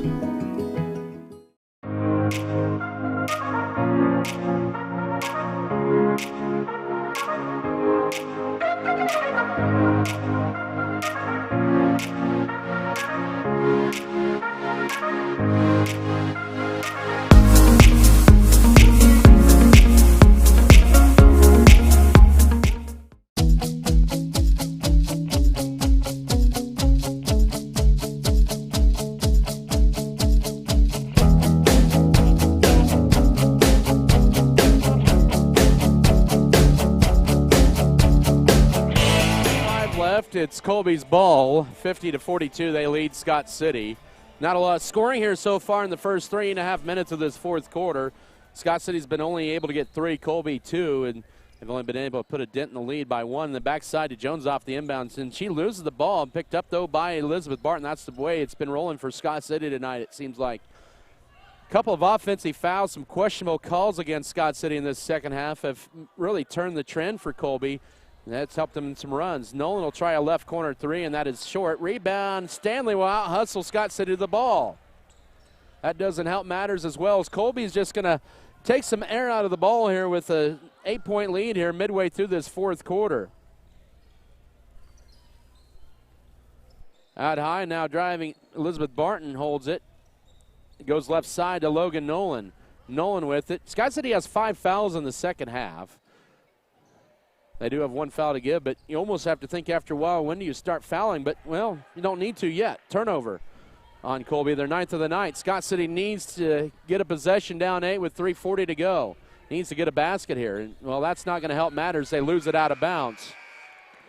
Turnover number 15. They cannot afford any more empty possessions because Colby is just going to take the air out of the ball in this one as Tori Ford checks out and Mallory Cup returns to the lineup. 50-42. 3.5 to go in this ball game. Really, the story has been Emma Curry tonight with her 20 points. Hit 6 triples. Here's Brooklyn Jones. Her layup leaves it short that time. And the rebound to Scott City. Here's Erica Felker racing across, trying to go coast to coast.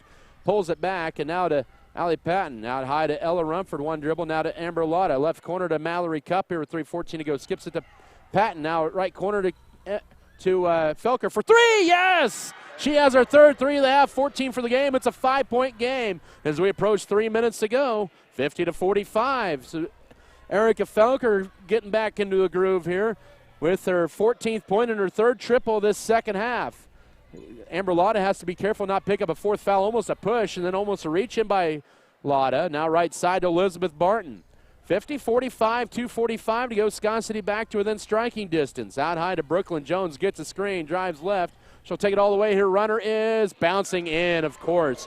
Her 22nd point, 52-45 with 2.5 to go. Scott City needs to get a basket here. Don't need to be too patient either. You don't want to be. Now here's Allie Patton, the right elbow, holds it, finds Lotta cutting right side. Her runner is no good, but she draws the foul. That's just the first on Logan Nolan. Team's fouls number 8. Scott City needs to hit these free throws without any time running out here off the clock with 2:22 to go. Amber Lotta shot all the free throws in the second half for Scott City. She's just 2 of 5. And make it 3 of 6. That's a big one there. Makes it 52-46. 2:22 to go. Still a lot of time left in this game, but Scott City needs to get some stops on the defensive end. And they cannot afford to have any more empty possessions. Lotta's second free throw good as well. She looked better on those free throws, and it's back to a 5-point game. She's had a big second half. 13 points, 10 in the second half for the senior. 2:15 to go. It's 52-47. Colby up by 5 with the basketball. Elizabeth Barton, right corner, guarded by Mallory Cup tightly. Out high now to Brooklyn Jones.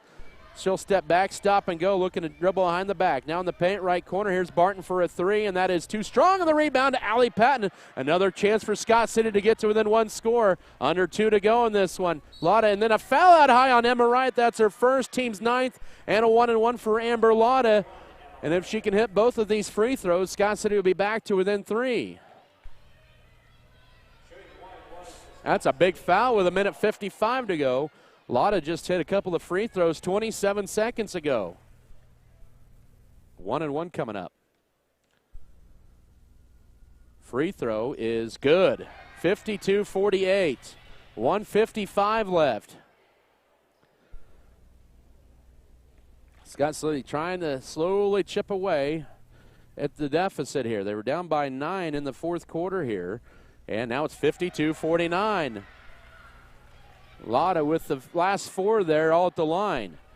And it's a one-possession game with a minute 50 to go. You know Colby's going to continue to take more air out of the basketball here with their senior guard, Brooklyn Jones, with the dribble.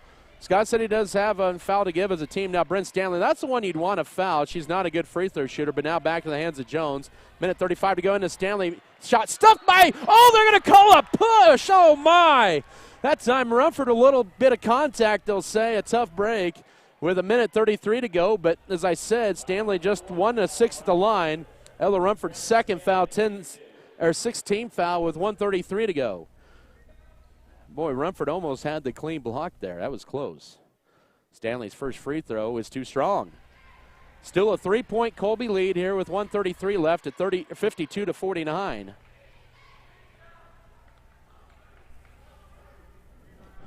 To be honest, that was probably the right call there. Just a tough break there. Oh, Felker steps in the lane, and then we're going to get another free throw there. Just got a little too excited. And checking in for Colby, well, it'd be for the shooter. It'd be Anna Starbuck. Stanley looking to make Scott City pay for the lane violation. Fires this one up, and that is too strong. And the rebound to Scott City. Allie Patton with it left side. Lady Beavers can tie with a 3. Minute 28 to go. Lotta will drive in right corner. Here's a Felker 3 for the tie. Yes! Felker hits the 3. We're tied at 52 with 1:20 to go. Just our second tie of the game. My goodness. And Felker with 4 threes in the half. They've come all the way back from 9 down. Jones, ball deflected and stolen away, and a turnover. Scott City has a chance to take their first lead since 12-10 in the first quarter. 1 minute left. Both teams with 3 timeouts. Lotta uses up her dribble right side. In the corner to Felker. Out high to Lotta with 50 seconds to go. Back to Felker. Felker with it now to Ella Rumford left side, or up top. Right side to Felker with 40 seconds to go. Scott City tied at 52. Felker will pull it back out up top to Amber Lotta. Holds it out high back to Felker with 35 seconds. Erica with the dribble, guarded by Curry. Left side, Mallory Cup will drive in. And almost, she traveled with in the turnover, number 16. And now Colby with a chance for the lead here with 29 seconds to go as Anna Starbuck checks in for Brent Stanley. Hopefully this is overtime or bust or a turnover. Emma Curry to inbound it into Brooklyn Jones, who has 22 points, has all 4 of Colby's points in this fourth quarter. It's been a 13-4 run. Both teams have 3 timeouts left. Jones still dribbling the backcourt, takes it across with 20, goes to Coach Yancey Walker. And Walker, don't foul. It's timeout right before the foul with 12.9 to go.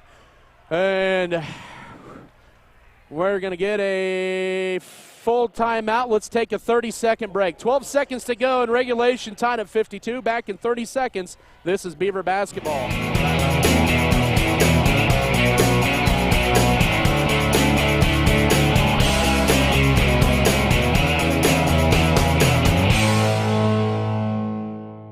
If you're in the market for a new or used vehicle, check out J&R Auto Group with locations in Scott City, Oakley, and Colby. J&R Auto Group has a fully trained service and parts staff for repairs on most makes and models of vehicles in Scott City and both Oakley locations. Locally owned and operated, J&R Auto Group provide over 250 new and used vehicles in stock and ready to be delivered. Stop on in and check out J&R Auto Group LLC.com for all your vehicle needs.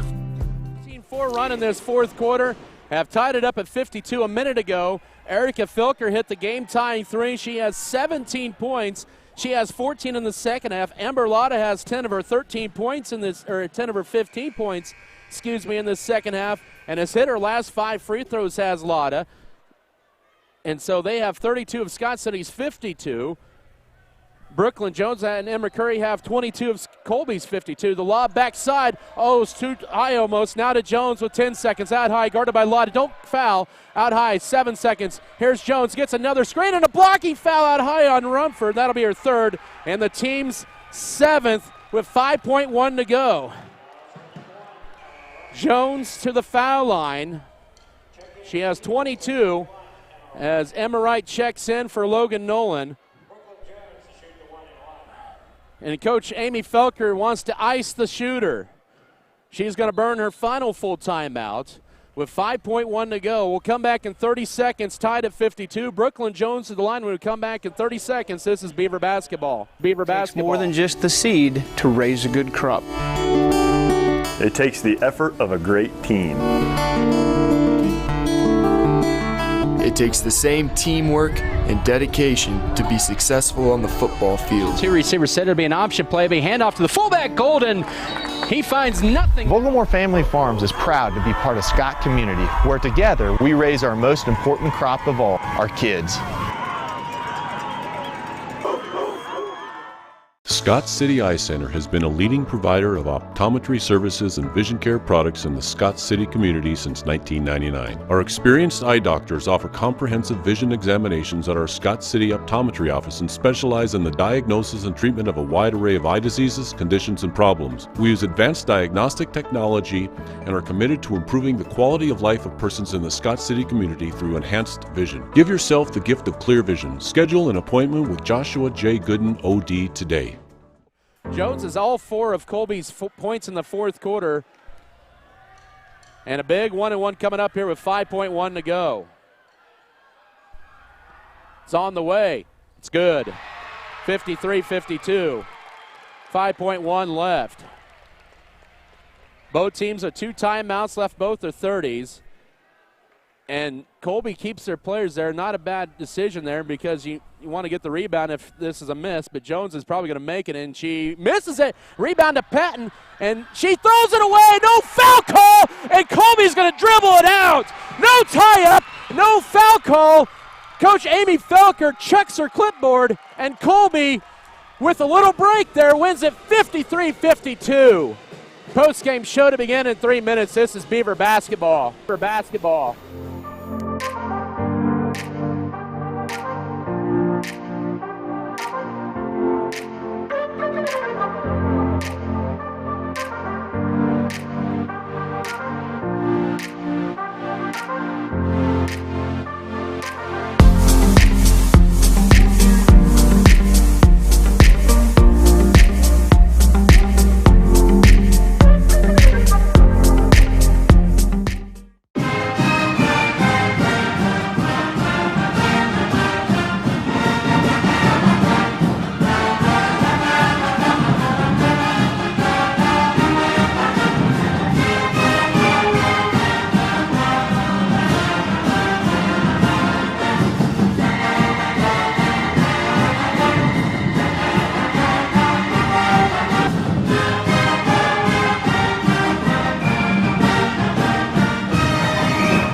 For more than 65 years, Tetro has been the region's leader in intelligent, efficient, and budget-friendly plumbing and HVAC.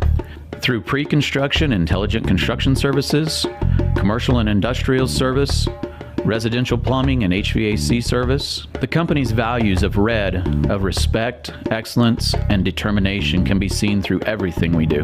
Tetro commits to provide reliable services through team enrichment, training, and technology to be the contractor of choice. Circle C Farms is family owned and operated. They offer a complete line of top quality farming services. Circle C Farms is now offering grid sampling and precision fertilizer applications. They have the right equipment for your job, and as always, they bring you tomorrow's technology to today's farming. So stop on by and visit with Steve and Ted about your needs, or just give them a call at 620-872-3299. Circle C Farms is a proud sponsor of the Beaver Broadcasting Network.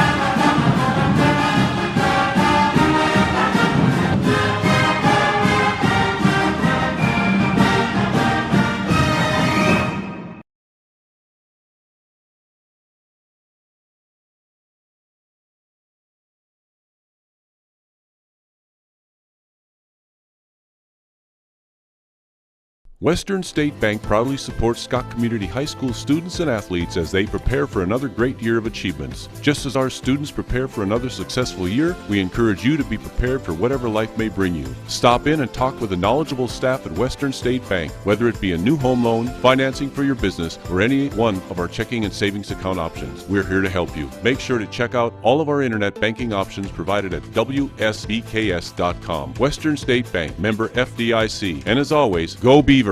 For exceptional service in real estate, put Stephanie Shapland at Shapland Real Estate to work for you. Property homework is what we do best at Shapland Real Estate. We put forth every effort to get results that move you. Our expertise in buying and selling residential, commercial, and agriculture property is built on the tradition of trust and thoroughness that you deserve. Shapland Real Estate takes pride in our community and in cheering on our students in all that they do. Give Shapland Real Estate a call or visit our website today. Scott County Hospital is a highly trained team of motivated and compassionate professionals serving the needs of their community. Dr. Matthew Burns is a general surgeon whose specialty is caring for all patients with elective and emergency surgeries. Why travel for hours when you can be seen right here in Western Kansas? Dr. Burns is specially trained in colonoscopy, gallbladder, and laparoscopic surgeries, hernia repair, wound care, and much more. Scott County Hospital. We put our heart in healthcare. That's the way it goes sometimes. Final numbers here in tonight's ball game. Scott City had a great effort tonight from Erica Felker and Amber Lott, who helped lead the charge there in that second half. They had a bulk of their, all but 3 of the Scott City points between those two in the second half. Erica Felker had 17. Amber Lotta had 15. Allie Patton had 6. Ella Rumford had all 7 of her points in the first half. 4 for Brooke Stryan, all in the first half, and 3 for Tori Ford. Scott City had 13 fouls, 17 turnovers, 6 steals, 13 defensive rebounds, 9 offensive boards, a total of 22 rebounds. Scott City was pretty good at the line tonight at 11 of 15. And for Colby, they were led tonight by by Brooklyn Jones, who had 23 points. She had all 5 of their points in the fourth quarter, including the game-winning free throw with 5.1 seconds to go. Emma Curry, who was big tonight for them, she had 6 threes and 20 points. She was really the story of the ball game. And then after that, it was a distant 4 for Bren Stanley, 3 for Bradley McKee in the second quarter, triple, and Elizabeth Barton with 2. Scott City had, or Colby that is, 15 fouls, 10 turnovers, and 8 steals, 8 defensive rebounds, 5 offensive boards for a total of 13 rebounds. So now Colby right now is on the fast track for that 6th seed, and Scott City is on the fast track for the number 7 seed in the sub-state. And also Colby is now 2-2 in the league, and Scott City drops to 1-3 in the league. As we're going to be joined here with Coach Amy Felker here at post-game here. And Coach, I tell you, that was a heartbreaker of an ending there, but great effort for your team fighting down big in the second half, down 12 in the game, and you tied up there. And that was a tough break at the end, but what a lot of heart for your team with a long night last night and coming here tonight. The girls didn't give up. They never acted like they were tired. They fought hard. Defensively, the second half, we really made some big stops. Everybody was working hard to help double on Brooklyn Jones and 35, and it just didn't crumble the way we wanted it to. No, and that was kind of the big story of the game. There was the Curry girl with her 6 threes, especially 4 of those in the third. Yeah. You just can't leave somebody open, especially when they get hot. We've got to make them earn it, and we just gave them too many uncontested looks at the basket. You had kind of a catalyst in 2 halves there. You had Ella Rumford, who was big, scoring for you in the first half with 7 points. And I noticed she didn't score in the second half, but you had a lot of different players scoring the first half, and really Amber and Erica really took over the game in that second half. They had all but 3 of the points for you guys. Ella really stepped up at the beginning. She had a lot of confidence, and she wanted this game really bad. And she did a lot of great things for us looking at the basket. Erica and Amber really worked well late in the game. Amber would drive, and if they really doubled on her, Erica was open in the baseline, having confidence to shoot the shot. So both of those two, worked so well together. We just didn't get that last shot we wanted. Well, and that was just it was tough there, and and with Brooklyn driving in like that, I know you don't want the foul there, but was it maybe not a bad situation? Just try to make that a hard one for Jones as she was driving in? You know, we just didn't want to give her anything easy, and we really wanted to double team on her. You know, it was too bad, you know, we fouled her because, you know, she could shoot free throws. Yeah. But, you know, it is what it is. That play didn't cost us the game. No. You know, we talked about things that, you know, we had 3 charges, I think, and turnovers. So, you know, we just got to play the overall game. But I think you have to like how your three-point shooting was tonight. That was one of your better displays in a long time, if not all year. You know, we shot the ball well. The girls were just confident, and they were ready to shoot. They had their feet set. They just did a great job. Well, you get a week off here. This is a tough grind for you guys. Is it kind of nice to have a week off before you take on a very good Goodland team?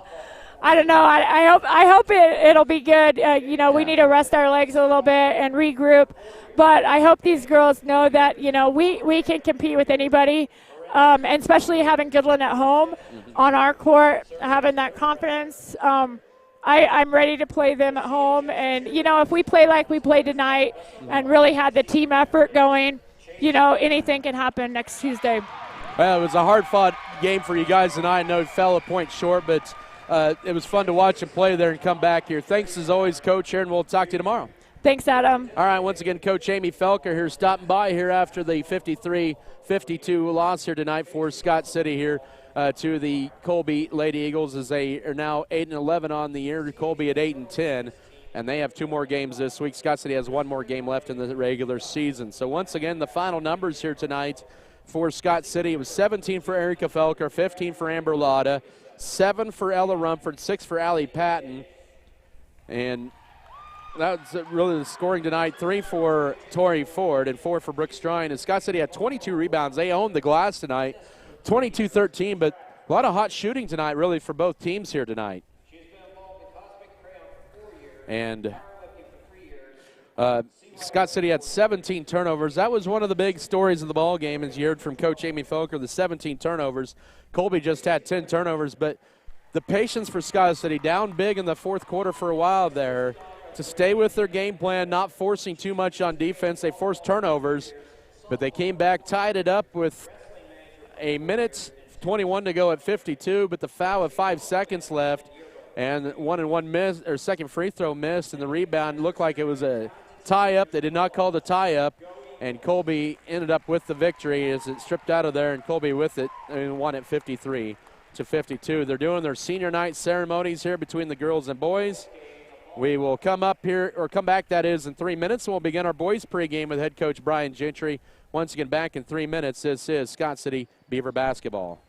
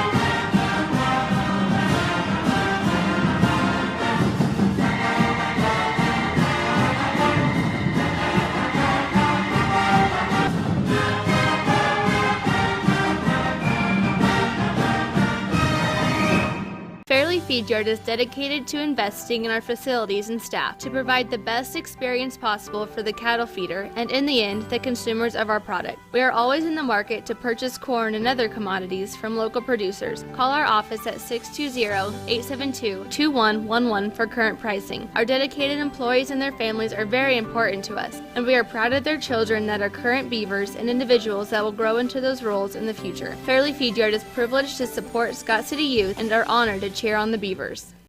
Women at every stage of life want a healthcare experience uniquely theirs, where excellence meets elegance and healthcare is personalized just for you. Scott County Hospital and Scott City Clinic's skilled physicians and nurses will help your family prepare for the birth of your baby. The private, comfortable, secure rooms for labor, delivery, and postpartum care include jacuzzi tubs for pain management during labor. Call Scott City Clinic to set an appointment today. We put our heart in healthcare. At Turner Sheet Metal, our main goal is to enhance the comfort of your home while making sure that our customers are 100% satisfied. Need your furnace checked for the winter? Call us. Need your air conditioner cleaned for the summer? Our NATE certified technicians are the guys for the job. Turner Sheet Metal, your Bryant authorized dealer in Scott City, can also help you save up to 40% on your heating and cooling costs with a Bryant Evolution system. Call for a free estimate and let us help keep your family comfortable and safe. Turner Sheet Metal, South Highway 83 in Scott City. ProHealth Chiropractic Wellness Centers of Southwest Kansas focuses on overall health for the entire body. Dr. James Yeager strives for the best possible health for his patients the natural way. Whether you're looking for back pain relief through manual or computerized adjustments or through therapy, to lose a few pounds, a healthier water alternative, or an aqua massage, come see Dr. Yeager and his trusted staff in Scott City or Garden City.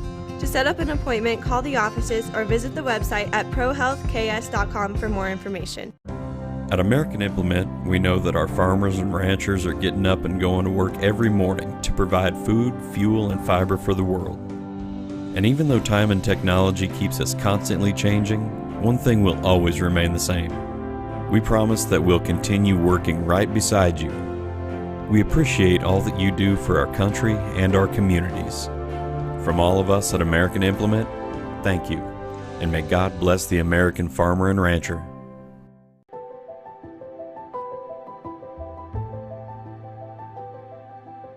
I pledge to myself, on this very day, to try to be kind. In every way. To every person, big or small. I will help them if they fall. When I love myself and others too. That is the best that I can do.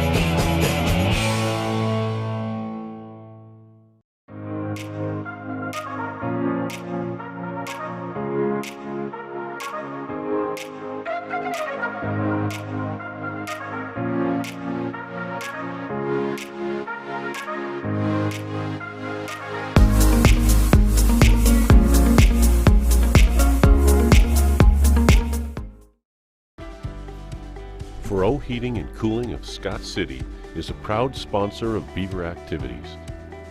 Brent and Angie take pride in helping our activities and support our students 100%. They can also help you with any heating and cooling needs that you have. Give Fero Heating and Cooling a call at 620-872-3508 and see if they can help you with your needs today.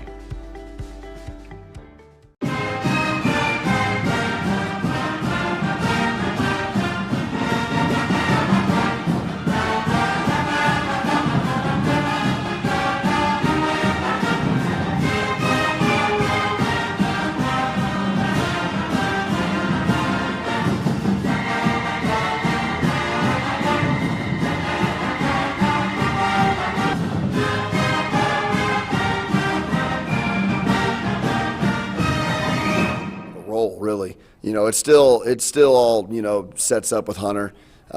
He controls their team very, very well because he's an elite ball handler. He can get his own shot. He's a good passer. So he's just a good basketball player. The big thing is their role players have stepped up and produced more. They use him a lot. Depending on how you guard him.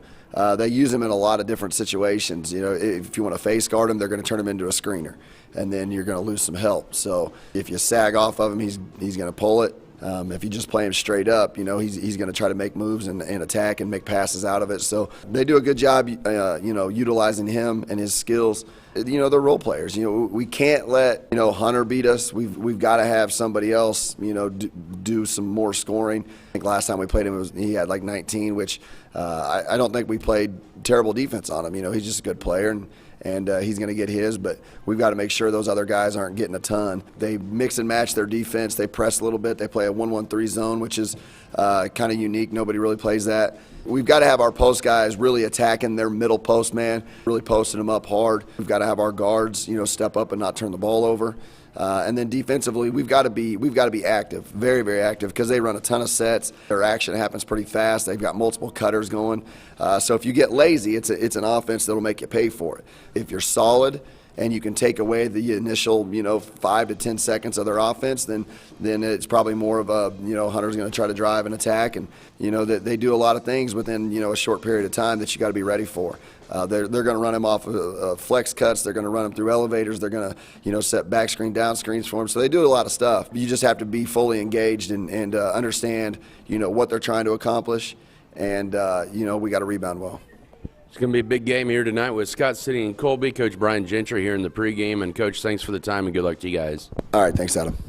That was Scott City Beaver coach Brian Gentry. Your pregame interview brought to you by Farm Bureau Financial Services with Huenberta Benz and Scott City and Leota. More to come in your pregame show. We'll have a breakdown of the matchup, also bring you starters, keys of the game, and the tip-off. After this timeout, this is Scott City Beaver basketball. Deeply rooted in the heart of western Kansas, Vogelmore Family Farms is an efficient, team-driven, goal-oriented farming operation dedicated to hard work, moral integrity, community involvement, and environmental sustainability.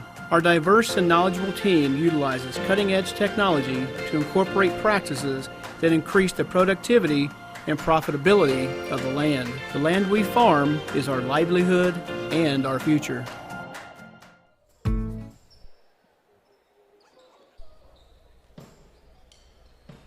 What Dr. Joshua Gooden and the staff at Scott City Eye Center believe. They care about your health and are Go with the proven winner. I'm Michael Trout from State Farm in Scott City. When it comes to auto insurance, we score big with our policyholders. We score on competitive rates, on customer service, and on satisfaction and speedy claim handling. Let us quote your autos today and make you a part of the Trout State Farm team. Call or stop by Michael Trout State Farm and you can be assured of our personal best. Go with the winner, Michael Trout State Farm, Scott City. Is your dog ungroomed and smelly? Then come on by the new and improved Wagon Wash, located at 501 Jackson Street in Scott City, Kansas. We added on a dog wash for your pet's hygienic needs. There are 6 different modes you can choose from: shampoo, oatmeal conditioner, rinse, odor control, flea and tick, and blow dry. Our facilities are regularly cleaned and we have a vending machine full of treats for you and your pet. Follow us on Facebook at Wagon Wash Car Wash. White's Food Liner is located at 1314 South Main Street in Scott City, Kansas. They are open daily from 7 a.m. to 10 p.m. Home delivery is available Monday through Friday from 8 a.m. to 5 p.m. just by calling 620-872-5854. They are a full-service grocery store offering a wide selection of varieties at affordable prices. Sign up today for their mobile app. Look for it in the App Play Store under White's Food Liner. Don't forget to visit today. The dedicated team at Norder Supply is passionate about assisting our customers in achieving maximum net return per acre. That is how we define our success. Through unparalleled agronomic advice and best-in-class customer service, you can depend on us to do what is best for your operation. Ask them today about their spot-on service and how it can fill your needs. Norder Supply. Plain talk, exceptional results.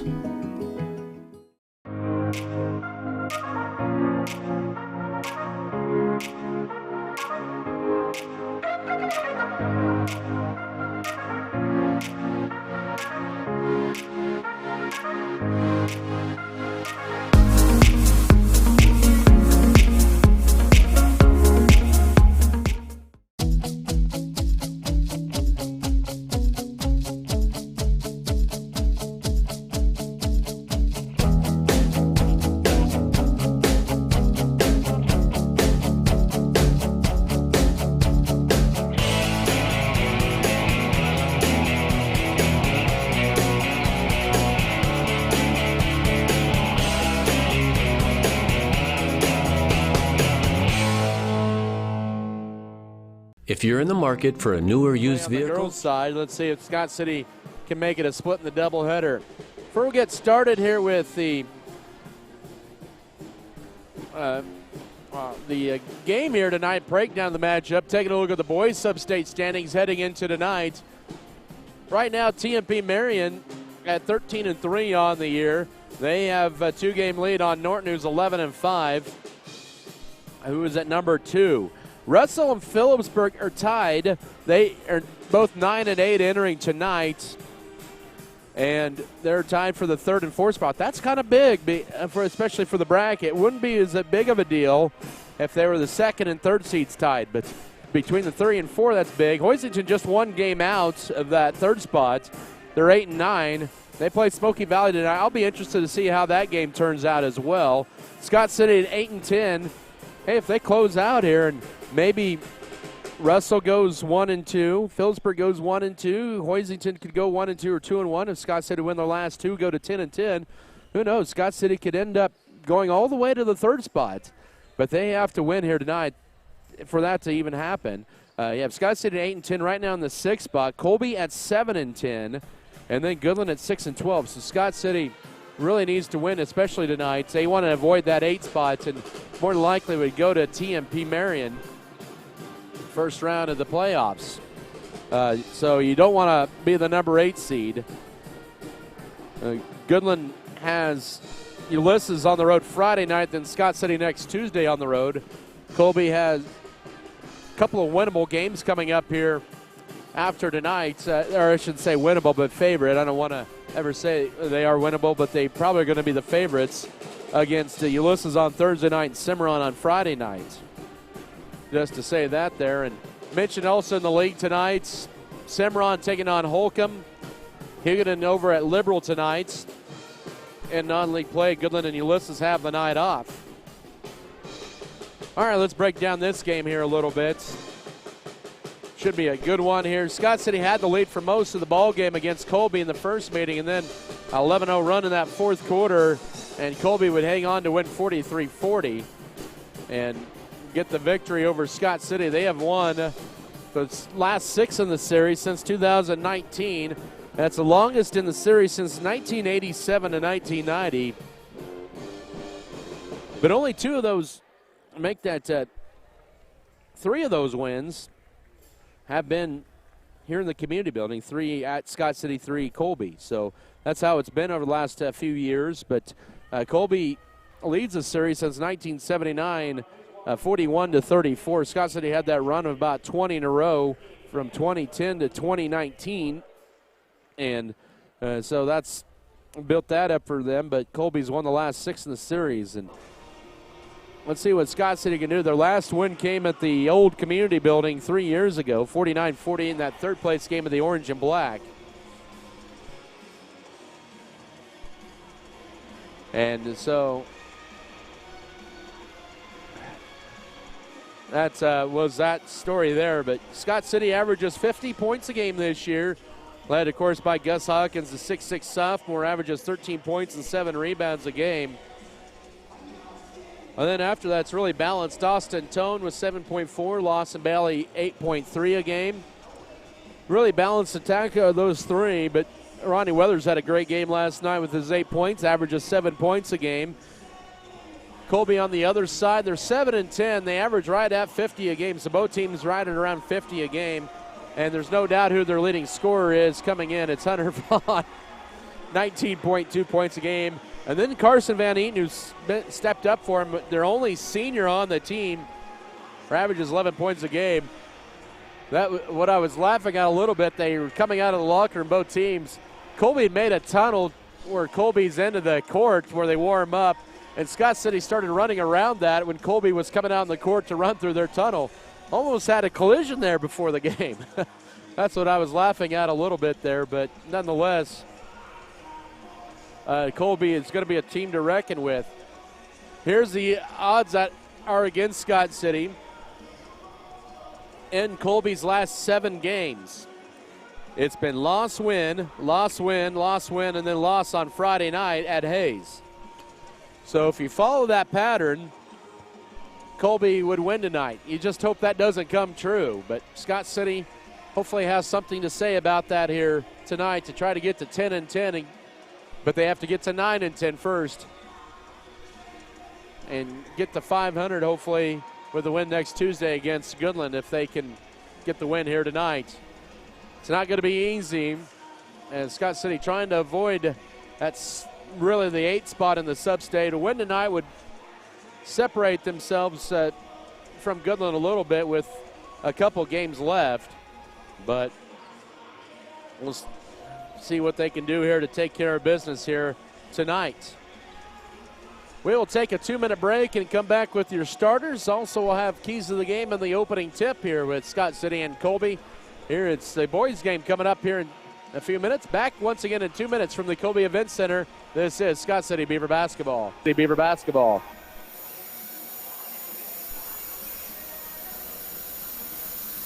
Two minutes, please. Minutes, please.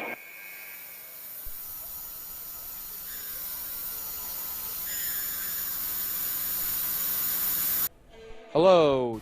It takes more than just the seed to raise a good crop. It takes the effort of a great team. It takes the same teamwork and dedication to be successful on the football field. Two receivers set to be an option play, being handoff to the fullback, Golden. He finds nothing. Vogelmore Family Farms is proud to be part of Scott community, where together we raise our most important crop of all, our kids. Scott City Eye Center has been a leading provider of optometry services and vision care products in the Scott City community since 1999. Our experienced eye doctors offer comprehensive vision examinations at our Scott City Optometry office and specialize in the diagnosis and treatment of a wide array of eye diseases, conditions, and problems. We use advanced diagnostic technology and are committed to improving the quality of life of persons in the Scott City community through enhanced vision. Give yourself the gift of clear vision. Schedule an appointment with Joshua J. Gooden, OD, today.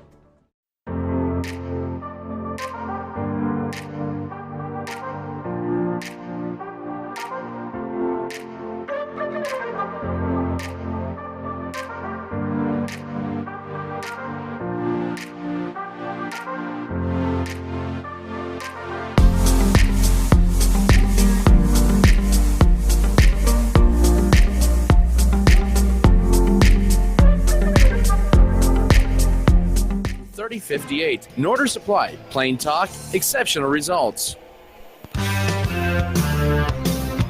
The Scott Cooperative Association is proud to serve our members with 8 convenient elevator locations, a full-service petroleum department with 2 service stations, 5 automated card trolls and bulk oil and fuel delivery, and a full-service crop production department to serve all of your needs, including agronomy services, seed, chemical, fertilizer, and custom application. Contact the Scott Co-op and visit with our knowledgeable staff about how we can help in your farming operation.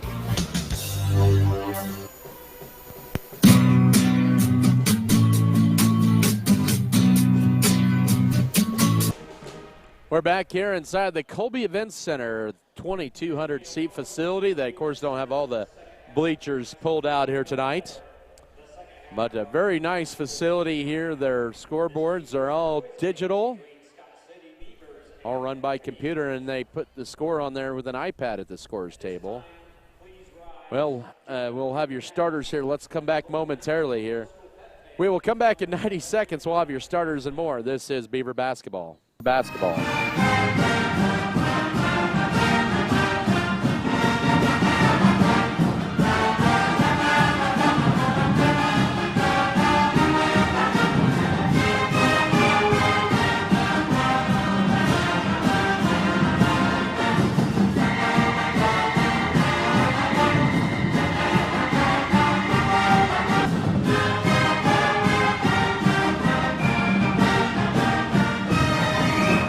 For more than 65 years, Tetro has been the region's leader in intelligent, efficient, and budget-friendly plumbing and HVAC. Through pre-construction, intelligent construction services, commercial and industrial service, residential plumbing and HVAC service, the company's values of RED, of respect, excellence, and determination can be seen through everything we do. Tetro commits to provide reliable services through team enrichment, training, and technology to be the contractor of choice. Circle C Farms is family owned and operated. They offer a complete line of top quality farming services. Circle C Farms is now offering grid sampling and precision fertilizer applications. They have the right equipment for your job, and as always, they bring you tomorrow's technology to today's farming. So stop on by and visit with Steve and Ted about your needs, or just give them a call at 620-872-3299. Circle C Farms is a proud sponsor of the Beaver Broadcasting Network. 7-8. And go Beavers.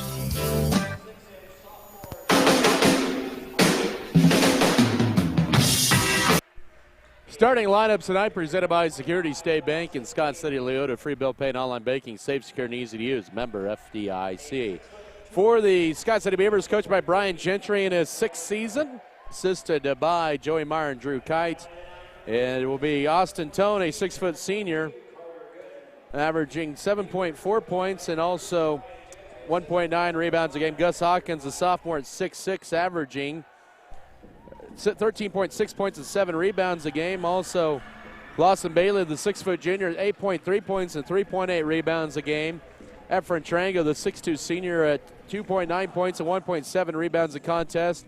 And Carter Gooden, the 6'4" senior, 4.6 points, 5.6 boards. Austin Tone, Gus Hawkins, Lawson Bailey, Efren Trango, and Carter Gooden. For Colby, coached by Parker McKee in his 3rd season.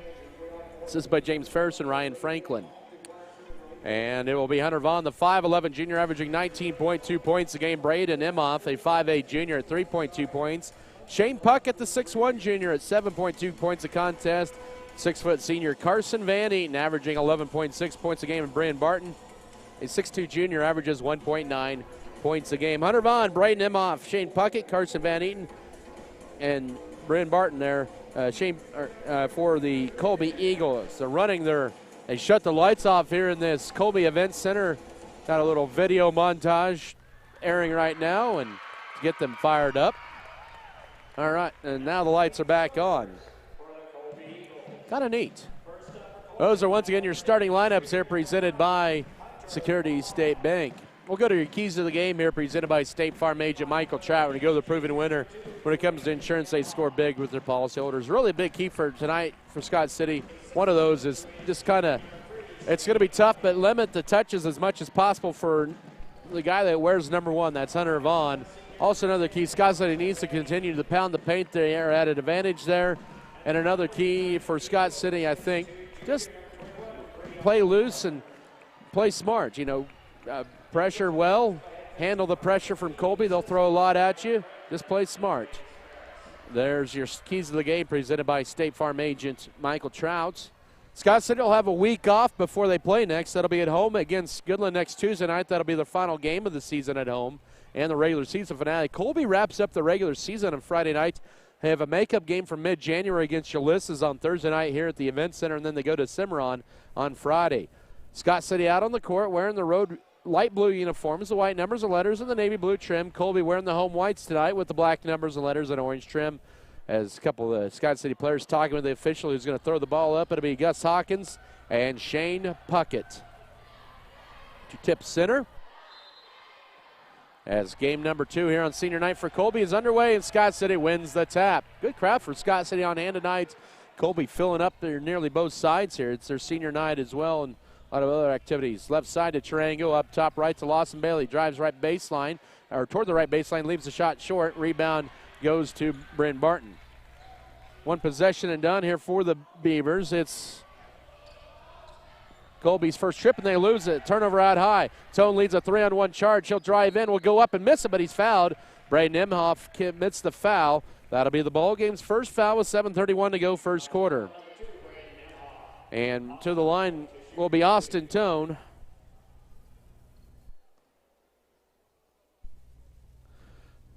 And Tone on the year. Free throw good.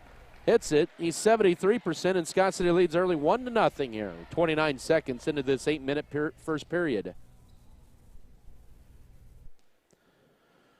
Second free throw also good for Tone, and he's 73%. Scott City not bad shooting out in the year. They've gotten better, 63%. They're now up 2-0.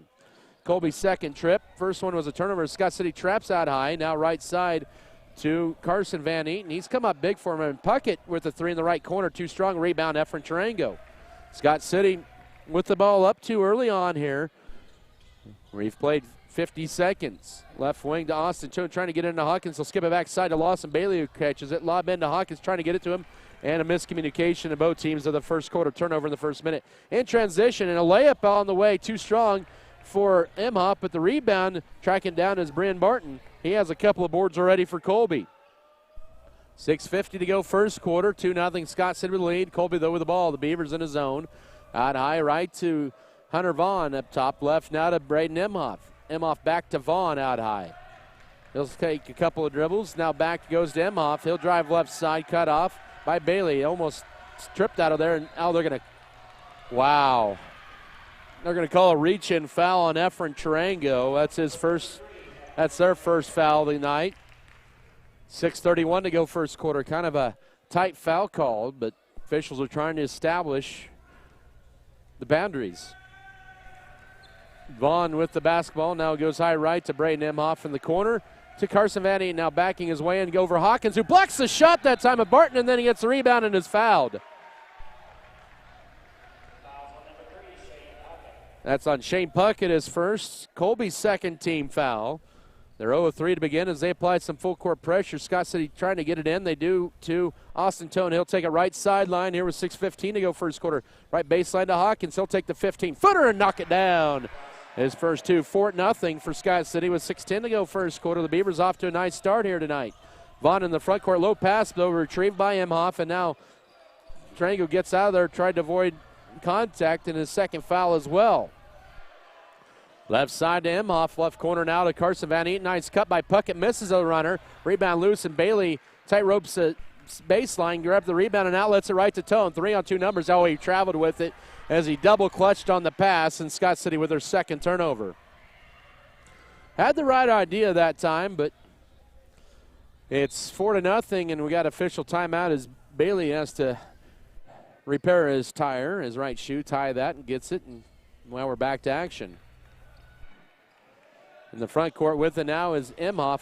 Splits the double team, loses it, but right into the hands of Shane Puckett. You talk about being at the right place at the right time. And now driving in strong, the layup, no. Rebound tipped, and Austin Tone has it. Van Eaton with that layup miss, and Tone with the ball. Scott City up 4, 5.5 to go first quarter. Out high goes to Carter Gooden, right side to Lawson Bailey. Entry feed to the block to Gus Hawkins. He'll bake it around through contact. 6-0 Scott City. Timeout Colby. 5:18 to go first quarter. The Beavers already up 6-0 here in Colby. Basketball tonight brought to you by Pokey Feeders, Plain Jan's, also New Life Market, Norder Supply, Miller Veterinary Clinic, also Midwest Mixer, Western Bearing, Metzger Appraisals and Metzger Family Farms, McCarty Family Farms and Low Tree Farms and Livestock, also Jackson Legal Group, JF Beaver Advertising, J&R Trucking, J&R Car and Truck, HRC Feedyard, Hammy Farms, High Choice Feeders, and Harris Chiropractic and Acupuncture. Scott City off to a good start. Here up 6-0, pounding it in there last couple of times. To Gus Hawkins.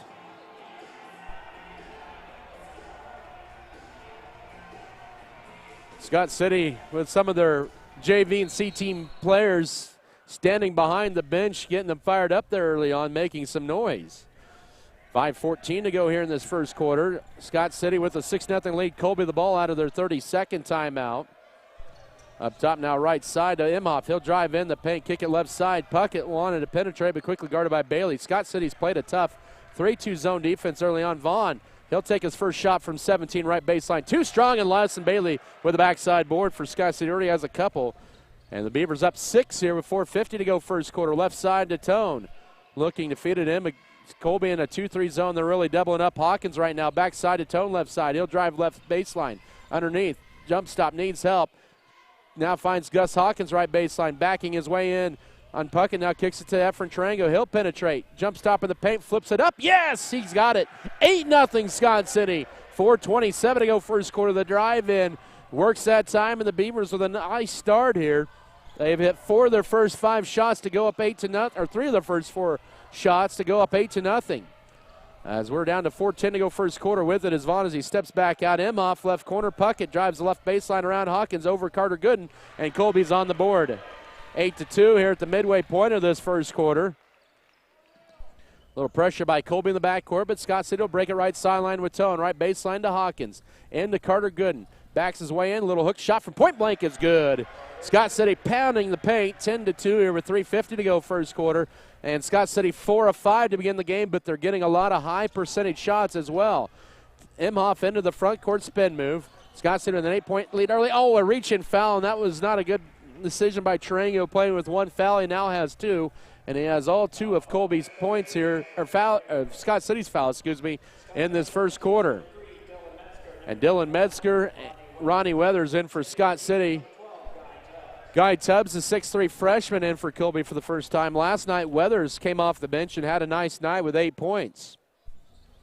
3.5 to go first quarter. Scott City off to a good start at 10-2. Imhoff with it. He'll drive in, almost walks with it now to Puckett. Now here's Imhoff, goes over Hawkins. No, rebound Ronnie Weathers. Hawkins made that shot a little more difficult, and Scott City with an 8-point lead in the ball. 3:18 to go first quarter. Here's Tone right wing. Out high to Weathers between the rings, left side to Bailey. Wanted to take the 3. Now Tone right side. You know he's going to launch it. He does. That was halfway in and out. Rebound loose, but picked up by Colby's Guy Tubbs. Tone had a good look on the right wing from college range. Dribble between legs, now maybe getting away the walk, and the runner in and out for Vaughn, and the rebound to Hawkins. Tips it over to Tone. Scott City with an 8-point lead. 2:50 to go first quarter. 10-2. Colby is one of their first 9 from the field. Scott City's hit 4 of their first 6. And to Hawkins just inside the top of the key. He'll take the 17-foot straightaway. That one rims off, and the rebound loose, picked up by Colby. Hunter Vaughn will take it. Hawkins now 2 of 3 from the floor. Euro step layup good for Vaughn. Goes coast to coast for his first basket. 10-4 with 2:27 to go first quarter. As the Beavers see their lead trimmed to 6, but a nice start for Scott City. Tone in the front court pass to Lawson Bailey. Now backside to Weathers. Catches it. Now to Hawkins in transition. Goes up in his foul. He'll get 2 free throws. And if that's on Shane Puckett, that'll be his second foul and the team's 3rd. And it is. So Puckett with 2 fouls already. Gus Hawkins to a line where he's 63% on the area. 10-9 in the first meeting. Back on the 17th of December at 11 points, near a double-double last night, and is too strong on that free throw. And Zane Betts enters the game for the first time for Colby, the 5'10 sophomore. Replaces Shane Puckett, who sits down with 2 early fouls. 10-4 for Scott City, 2:14 here in the opening period. Hawkins launches the second one, and that one bounces in. Soft bounce with his 5th point, 11-4. So Colby with their 3rd leading scorer on the bench with 2 early fouls here. And he has the other basket. Vaughn has 2 as well. Right wing to Carson Van Eaton. Up top to Betts, goes left. Betts averages 2 points a game, or actually less than 1 point. Here's a deep 3 for Vaughn. That's too strong. Rebound Weathers for Scott City. Vaughn just 1 of 4 to start this ball game, and Weathers has come in with a couple rebounds. 7-point lead for Scott City, minute 45 in the opening quarter. Bailey right side on to step into the 3, almost walked with it. Jump stop, gets stripped, going up into turnovers. 3rd Scott City turnover in transition. Here's Vaughn. Goes into Metzger, leans in and throws it up to draw the contact, and they will not call it a shooting foul, and that's a good call by the official because Vaughn threw it up there late trying to say he was shooting, but Metzger with the first foul, team's 3rd. Both teams with 3 first quarter fouls. 1:34 here in the opening quarter. 11-4 Scott City. Vaughn to inbound it in. Trying to avoid the 5 count, gets it to Zane Betts. Up top to Braden Imhoff, back to Betts. 1 dribble, then hands it off to Vaughn. Bailey will play him, and Scott City switches up their defense. More of a man look here. Minute, and they'll stay with their 3-2 zone here. Minute 20 to go first quarter, 11-4. Now lob high, low into Tubbs. Catches it, throws it up, and it gets in for 2. Guy Tubbs' his first 2. It's 11-6, and now Colby back to within 5 here with a minute 9 to go first quarter as they apply a little token pressure. Bailey still within the backcourt, needs a little sense of urgency. Now Tone still in the backcourt with it. They need to get it across, and Brian Gentry will have to call a 30-second timeout to save the possession for Scott City right at exactly 1 minute to go first half. I'd like to thank J&R Car and Truck Center for providing transportation here to Colby. You can view their new and pre-owned inventory in their lot at J&R Car and Truck Center, West 5th Street in Scott City. Also online at jnrcarandtruck.com. That's jrcarandtruck.com. Adam Kadavy with you here from the Colby Event Center. Scott City off to a good start, 11-6 here. So we're down to exactly 60 seconds remaining in the first quarter. They started out 8-0. It's tightened up a little bit here in the last 3 minutes. Little 6-3 run here by the Eagles, as they have 3 players with 2 points. Scott City led by Gus Hawkins right now with 5, and 3 others for Scott City with a basket. Sitting high up top here. Do kind of miss not sitting behind the Scott City bench like I did in the Colby community back in the day, but I'll trade that for a little bit more seating or a little room to sit down. Left side to Lawson Bailey. Now it goes back up top to Tone. Back to Bailey left wing. Trying to get it into Weathers, who posts up on Tubbs, and this is a backside to Hawkins, who gets it stripped out of his hands by Vaughn. It still remain Scott City ball as Jace Thomas enters for the first time. Also Carter Gooden, Gus Hawkins, and Lawson Bailey will check out. We'll see if Scott City goes a little bit more liberally. Substitutions tonight, of course, with that game last night. Up top now with 30 seconds to go first quarter to Tone. Left wing to Jace Thomas, trying to feed it into the block. Weathers spins, fadeaway, hook shot. Oh, it crawls off, and the rebound goes to Guy Tubbs, who has his second board to go along with 2 points. Weathers had a good look at it. Colby with the last, almost a steal, and it is by Tone. He will race it down the floor here. He'll go all the way for the right hand. A layup, he misses it. Might have been blocked. Rebound Thomas, follow no. Rebound Weathers. He'll reverse it and flip it up for 2. 13-6 with 6 seconds to go first quarter. Scott City with 3 chances, and the third time the charm. A pull-up 3 for Vaughn is rimming off, and that's the end of your first quarter. And the Beavers will take a 7-point lead into period 2 at 13-6. Back in a minute for the second. This is Scott City basketball.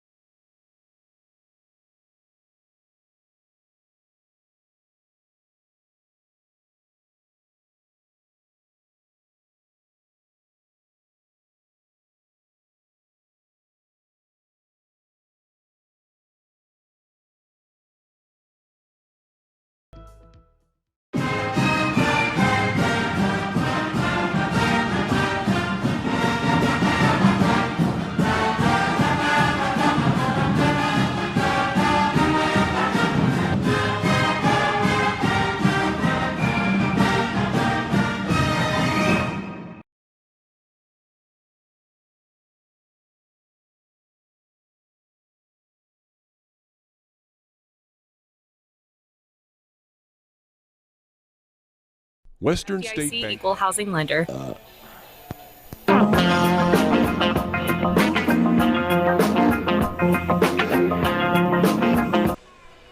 Scott City was 7 of 9 in that. Let's get that right here. 1, 2, 3, 4, 5, 6, 7, 8, 9, 10. They were make that 5 of 11 from the floor in that first quarter. Colby is 3 of 12 underneath. Guy Tubbs misses, but rebound Puckett will go up, miss it as well from point blank. Misses the bunny. Colby now 3 of 14. Scott City clears the board, opening seconds of the second quarter. Scott City with a 13-6 lead. Left side to Lawson Bailey. He'll be open for 3. It's on target, and it's down. Bailey is 17-3 at 16-6. 7.5 to go first half. Scott City with the first 3 either side tonight. They get it across here to Braden Emhoff. Trap out high and almost stolen away, but Colby now has numbers driving in. A layup is good for Carson Van Eaton, his first 2. 16-8 with 7:15 to go first half. And Colby answers back after Scott City had a 5-0 run. Thomas with it up top now to Bailey. First minute of the second quarter. Into Weathers toward the left block. Backs his way on a Guy Tubbs. Up top to Carter Gooden. Doesn't take the 3. He'll drive in, then flip it left to Metzger out high. He'll take a deep 3. He'll be short on it. Rebound Weathers tips it, and he'll retrieve the ball. Scott City with another opportunity here. Up by 8. 6:48 to go in to Carter Gooden right block. Backs his way in on Puckett. Bank shot with a little English. No. Tipped up. No. Loose. Still loose. And picked up by Bailey out high.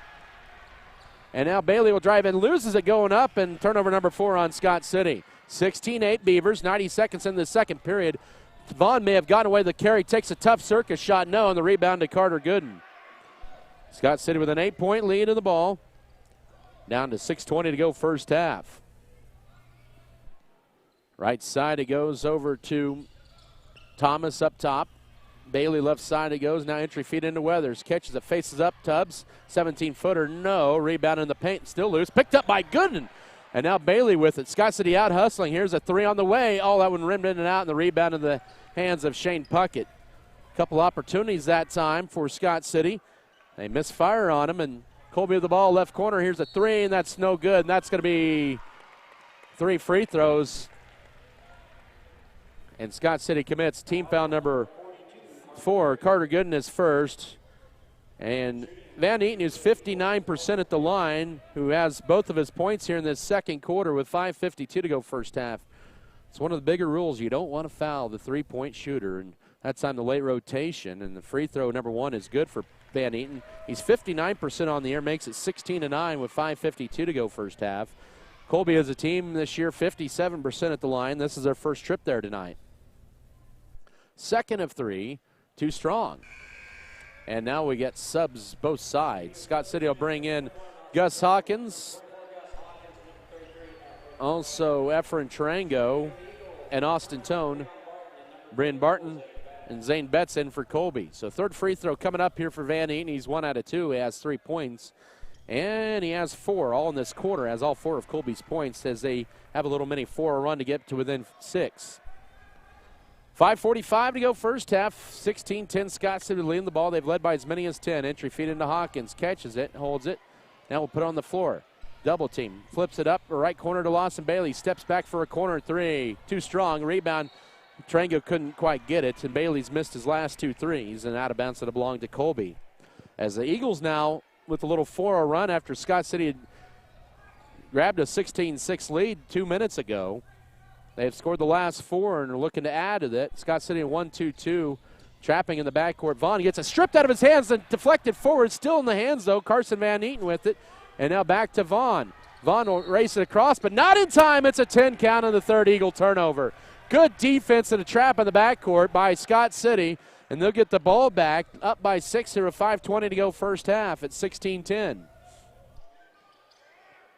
Right side to Lawson Bailey, guarded tightly by Zane Betts up top to Carter Gooden. Goes left with the pass to Austin Tone. Tone feeds it into Hawkins, catches it, looking to back his way in. Spin move, pivots left. Now pivots out the lane, pivots in. Needs help to avoid the 5 count. Tone in the left corner, fires the 3. Gets in there! Austin Tone is 23rd triple, and Scott City back up 9 with 4:55 to go first half. And almost a trap, and then Colby breaks the press. Driving in is dishing at left corner. Here's Puckett for an answer back 3. Too strong. Rebound. Tono wrestled away that time from Carson Van Eaton. Scott City with a 9-point lead in the ball. Left baseline as Tarango got it poked away by Vaughn and Steele, and then Tono almost commits the foul. That is going to be Scott City's 6th turnover of the half. Colby's ball down 9. 4.5 to go first half. The ball deflected by Tono, picked up by Zane Betts to Hunter Vaughn. And now right baseline to Betts. He'll take the 18-footer and rattle it home. They'll make it 19-12 here with 4:12 to go first half. He very seldom scores on varsity. He has 1 3, so that's a big basket for him and for Colby. Now Tone left wing. Here's a deep 3 left side. It's off. Oh, almost banked in, and the rebound goes to Bryn Barton midway second quarter. Tone almost had that one rattle home. It's 19-12 Scott City. Vaughn at right baseline to Betts out high to Bryn Barton. Now working around to Vaughn. Pump fakes on the 3, guarded by Gooden. Now they'll lob it right side to Betts. Back out high to Puckett. Scott City up 7. 3:40 to go first half at 19-12. Betts will dribble around the perimeter. Now goes out high left to Hunter Vaughn. Here's Puckett cutting underneath. Here's Van Eaton. Shot blocked out of there, and he throws it away. That's Bryn Barton. And Scott City will get the ball back. Back in is Guy Tubbs, replacing Bryn Barton. And then for the first time is Alex Rodriguez for Scott City, the 5'10 senior. He'll replace Austin Tone. It'll be Scott City's ball up 7 here with 3:28 to go in the first half at 19-12. As bringing it across will be Rodriguez. Goes right with the pass to Lawson Bailey. Bailey holds it up top to Carter Gooden. High-low into Hawkins. Catches it. Goes up. Shot blocked from behind, and he can't handle the rebound. That's the first shot attempt. Colby has done a good job on him in the second quarter. It'll be Colby Eagle basketball. They're making it difficult for him to get good position underneath there, and almost a steal, but here's Colby on the other end, a three, and that is too strong. That was put up by Van Eaton. Rodriguez with the rebound. He had a career-high 8 against Colby the first time around. 2:55 to go first half. Left side to Tarango, now to foul line to Carter Gooden, looking to take it in on Puckett. He has 2 fouls. Tarango will spot up for a 3. That one bounces off. Rebound, Hawkins crashes it, goes up and is stripped and is stolen away. Scott City turnover number 7 after the offensive board. And now transition, Vaughn, nice layup, good. His 4th point, 19-14. Colby with a 8-3 run here over the last 5 minutes here with 2.5 to go first half. Scott City's had a lead of 10 and 9 in this quarter, but Colby keeps trying to answer back. The Beavers without a basket here in a little over 2 minutes. Tarango now up top to Gus Hawkins, catches it left side to Lawson Bailey. Off the screen, here's Alex Rodriguez for a 3 off the heel, and Colby with the rebound, Tubbs with it. 19-14 with 2 minutes to go first half. And now driving in, stripped out of there, but picked up, though, by Van Eaton. He'll flip it out high to Vaughn. Turns down the deep 3, foul line to Tubbs. Goes right corner. Here's a 3 on the way for Van Eaton. That is short, or too strong, excuse me. And the rebound goes to Rodriguez. Scott City up by 5 of the ball. Minute 50 to go, that is, here in the first half of play. Bailey will walk it across. Just needs to get it over to avoid the 10 count. Almost a little too slow walking across. And as tip out by Van Eaton up top, that'll allow Ronnie Weathers to check in, and Scott City will keep possession of the ball. Carter Gooden will check out. It's 19-14 Scott City here with 1:37 to go second quarter. Tarango trying to get it in. Will get it in the front court to Lawson Bailey. Bailey holding it, trying to set up the offense. Gets a double screen out high. Goes right now. They go high-low, but the pass is too high. But Colby bails Scott City out as Tubbs could not reel in the pass, or interception that time. Brian Barton replacing Guy Tubbs. Here with a minute 19 to go first half. 19-14. We've been stuck there for a while. Scott City has not had a point in about 3.5 minutes. Lob in to Hawkins. Catches it, leans in. Too strong on the shot, but goes up, follow up. No, but he's fouled. He'll get 2 free throws as Guy Tubbs hits the deck a little hard that time and commits the foul. That's his first. Team's 4th. That's their first foul of the quarter. Both teams have 4 fouls. And good persistence by Hawkins. He has 5 points and 4 boards. He's 1 of 2 at the line. Scott City tonight 3-4 at the charting line. They'll allow some subs in, even though they haven't shot a free throw. I think now they're telling them they have to go back out. That would mean there's only 4. Now they'll just keep them in for the time being here after they let all the subs in. So Scott City has Austin Tone, Dylan Metzger, Ronnie Weathers, Lawson Bailey, and Gus Hawkins at the line. Free throw number 1 is good and makes it 20-14. 1:23 to go first half. That breaks a 3.5-minute drought for Scott City as they maintain a lead now at 6. Colby has Shane Puckett in there, also Brandon Barton, Zane Betts, as well as Hunter Vaughn, who has the ball, and Carson Van Eaton. Hawkins made the second, and then an unforced error, a walkout high, the 4th Colby Eagle turnover. And it's back to Scott City up 7 with a minute 16 to go first half. 21-14 your score. Beavers have not trailed it here in this first half. As Metzger lobs it to Hawkins and a screen up high for Weathers, who has it. Colby playing man-to-man, now right side to Metzger. Into Hawkins, has great position, catches it, strip going up, and then goes back down. He's going to call for the walk. At least thought maybe it could have been a stuff, but they do not call it that way. And good job that time by Hunter Vaughn. He forced the turnover that time, and turnover number 8. Scott City forcing a little pressure here with a minute to go first half, up 7. Vaughn will lob it in the front court to Brandon Barton out high. Now out high right to Zane Betts, back up top to Vaughn. Left corner, here's Van Eaton, back up top to Vaughn. Stops, pops a deep 3, and it's off the back arm, but Colby with their 3rd offensive board in the hands of Zane Betts. They'll have another crack playing man-to-man up top, 20 seconds to go. Out high to Austin Tone, now guarded by Van Eaton, puts on the 4, goes left, hands it off to Lawson Bailey. 13 seconds to go in the half. Beavers up 4 with the ball. Almost a double dribble, and needs help. Here's Tone out high, turns down the 3, pulls up for the deep 2 with 4 seconds, and it rattles home. He has 7, 23-17. Here's the 3/4 court heave, and it is, oh man! Carson Van Eaton almost banked it in. It went in and out. It's 23-17. Beavers up by a half a dozen at the break. We'll come back in 3 minutes with your halftime show. This is Scott City Beaver basketball. Support Scott Community High School students and athletes as they prepare for another great year of achievements. Just as our students prepare for another successful year, we encourage you to be prepared for whatever life may bring you. Stop in and talk with the knowledgeable staff at Western State Bank, whether it be a new home loan, financing for your business, or any one of our checking and savings account options. We're here to help you. Make sure to check out all of our internet banking options provided at WSBKS.com. Western State Bank, member FDIC. And as always, go Beavers! For exceptional service in real estate, put Stephanie Shapland at Shapland Real Estate to work for you. Property homework is what we do best at Shapland Real Estate. We put forth every effort to get results that move you.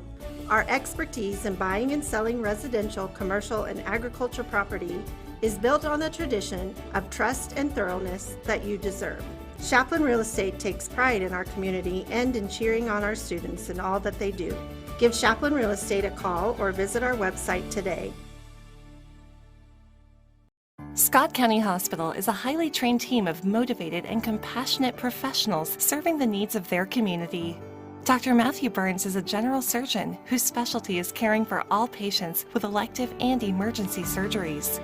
Why travel for hours when you can be seen right here in Western Kansas? Dr. Burns is specially trained in colonoscopy, gallbladder, and laparoscopic surgeries, hernia repair, wound care, and much more. Scott County Hospital. We put our heart in healthcare.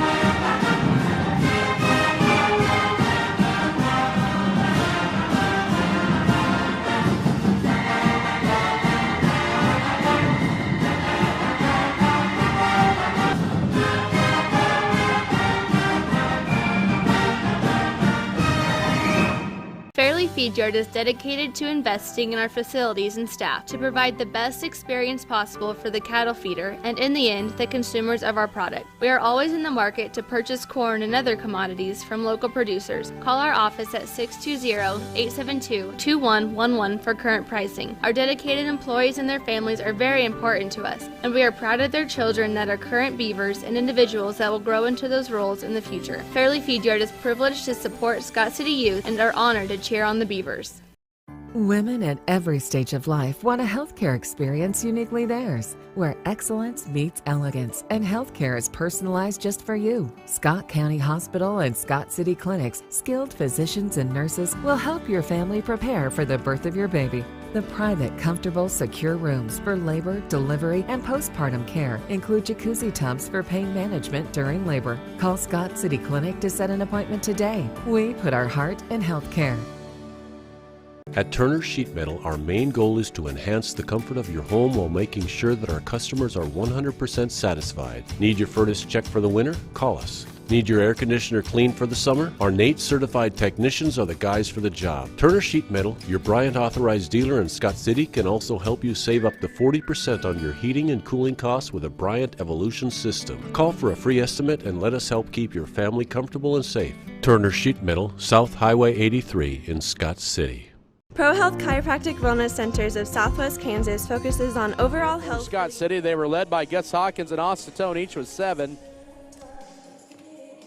3 for Lawson Bailey, Ronnie Weathers, Efren Trango, and Carter Gooden, each with 2 in the first half for Scott City as they had 4 fouls. They had 8 turnovers, also 2 steals, 11 defensive rebounds, 6 offensive boards, 17 first half rebounds. For Colby, they were led in the first half. For them was Shane Puckett with 5, 4 each for Hunter Vaughn and Carson. Carson Van Eaton with 4. 2 each for Guy Tubbs and Zane Betts. Colby had actually outscored Scott City 11-10 in the second quarter. They had 5 turnovers and had 4 fouls. They'd have 5 steals, 10 total rebounds, 7 defensive and 3 offensive. And Scott City owned the glass in the first half, 17-10. That was promising there. Halftime here. It is 23-17. Scott City lead over Colby. We'll take another 3-minute break and come back with more first half stats. This is Scott City Beaver basketball. At American Implement, we know that our farmers and ranchers are getting up and going to work every morning to provide food, fuel, and fiber for the world. And even though time and technology keeps us constantly changing, one thing will always remain the same. We promise that we'll continue working right beside you. We appreciate all that you do for our country and our communities. From all of us at American Implement, thank you, and may God bless the American farmer and rancher.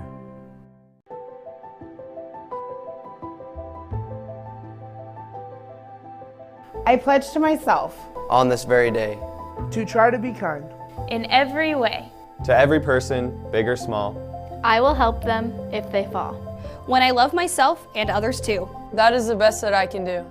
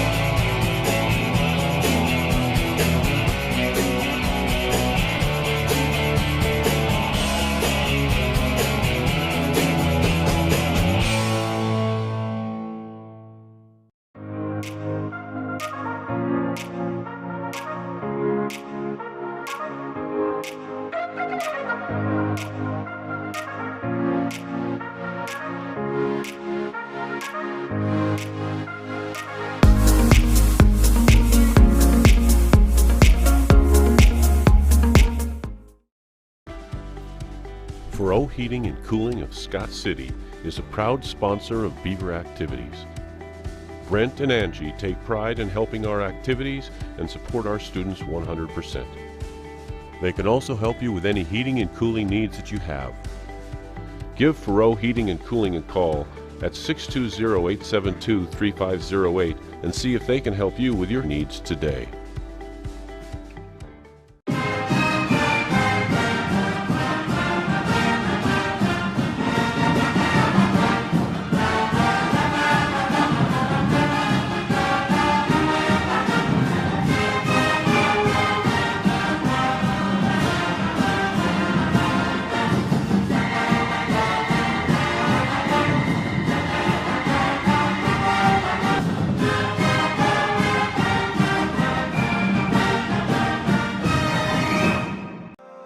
Deeply rooted in the heart of western Kansas, Vogelmore Family Farms is an efficient, team-driven, goal-oriented farming operation dedicated to hard work, moral integrity, community involvement, and environmental sustainability. Our diverse and knowledgeable team utilizes cutting-edge technology to incorporate practices that increase the productivity and profitability of the land. The land we farm is our livelihood and our future. Go with the proven winner.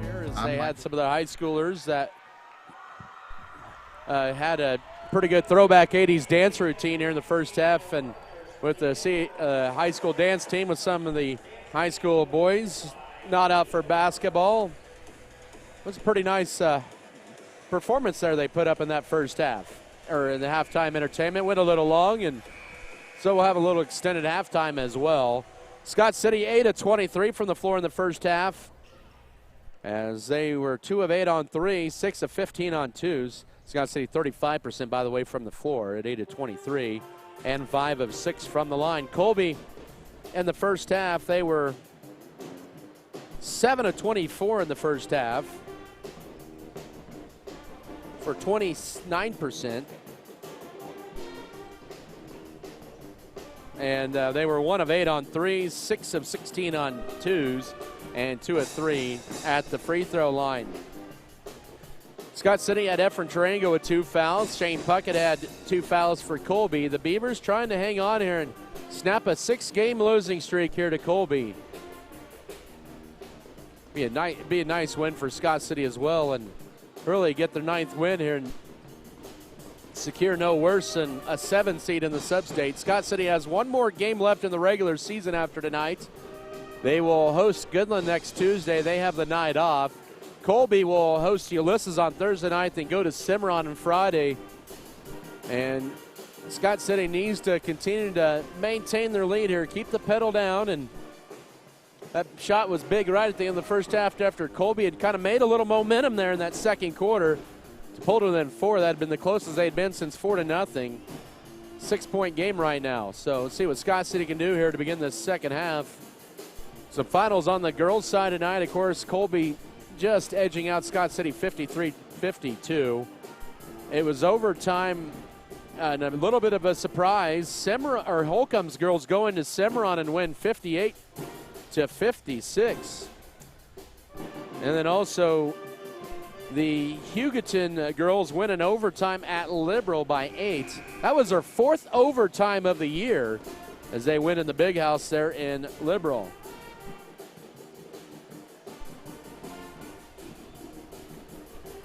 That makes things interesting in the league standings here, especially on the girls' side. Scott City trying to get to 3-2 in the league and still trying to get that 3rd place spot in the league. It'd be their highest finish in quite a while, a couple of years.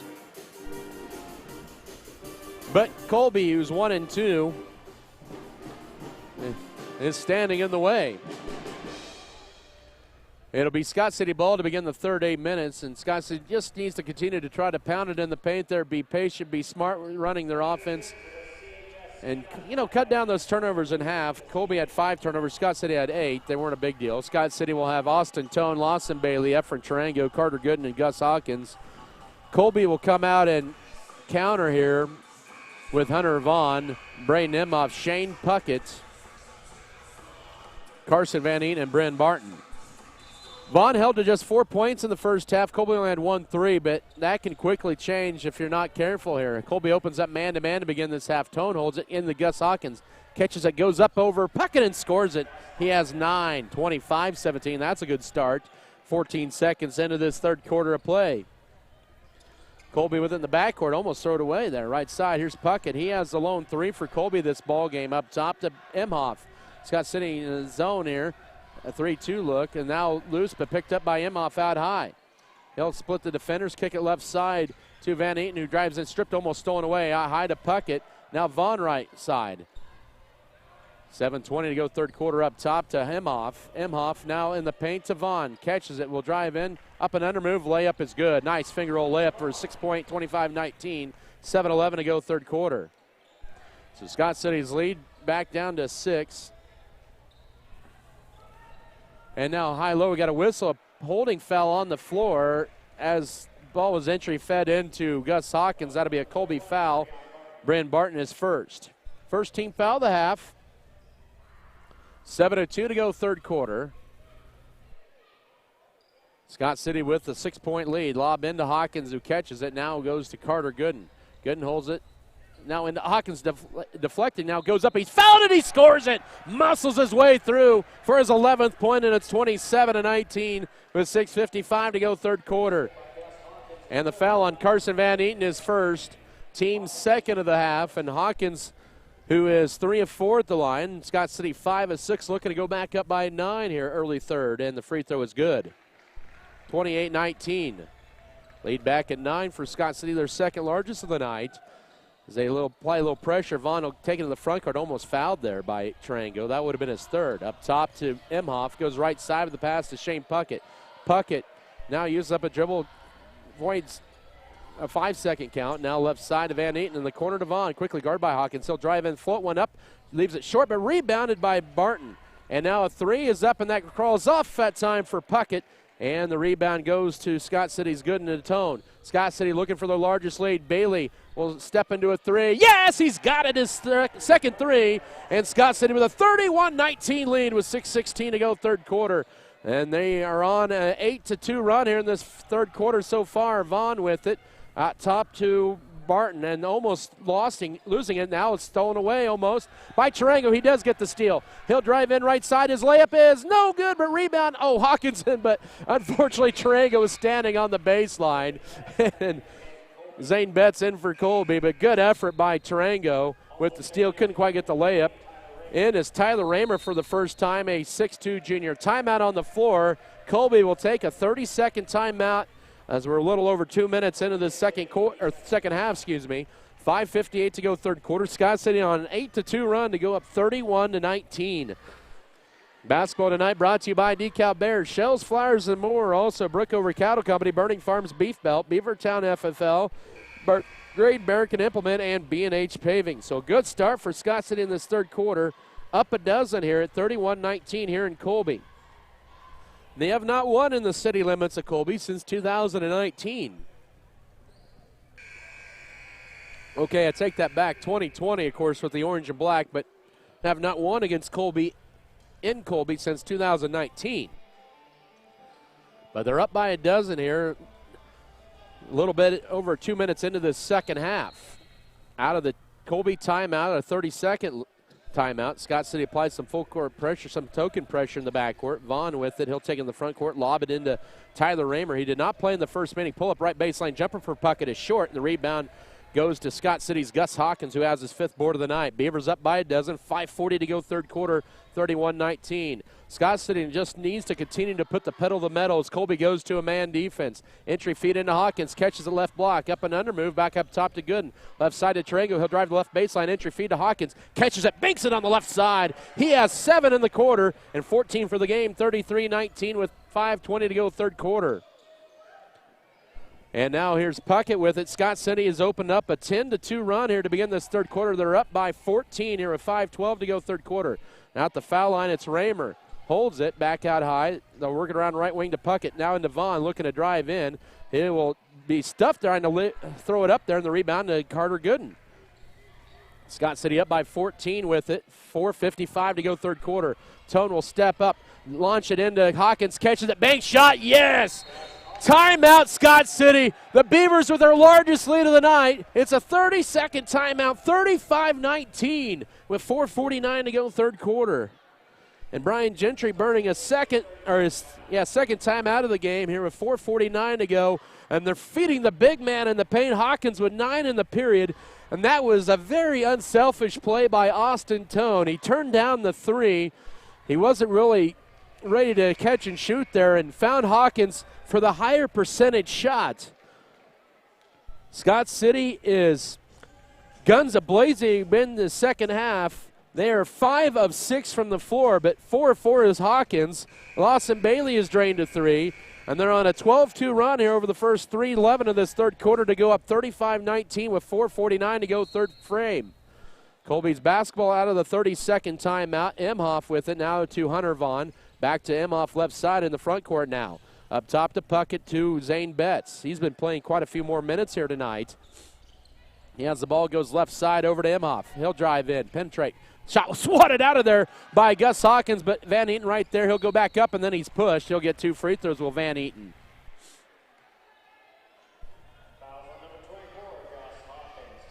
Gus Hawkins will pick up the foul, his first team foul on Scott City this half. 2 free throws for Van Eaton. He has all of Colby's free throws tonight here. He was 2 of 3 in the first half. He's now 2 of 4 as he leaves that one short. Ronnie Weathers in, Carter Gooden out. Scott City with the 35-19 lead here in Colby with 4:29 to go third quarter. Second free throw is good. So he has 1 out of 2, and it's 35-20. Ends a 10-0 Scott City run as well.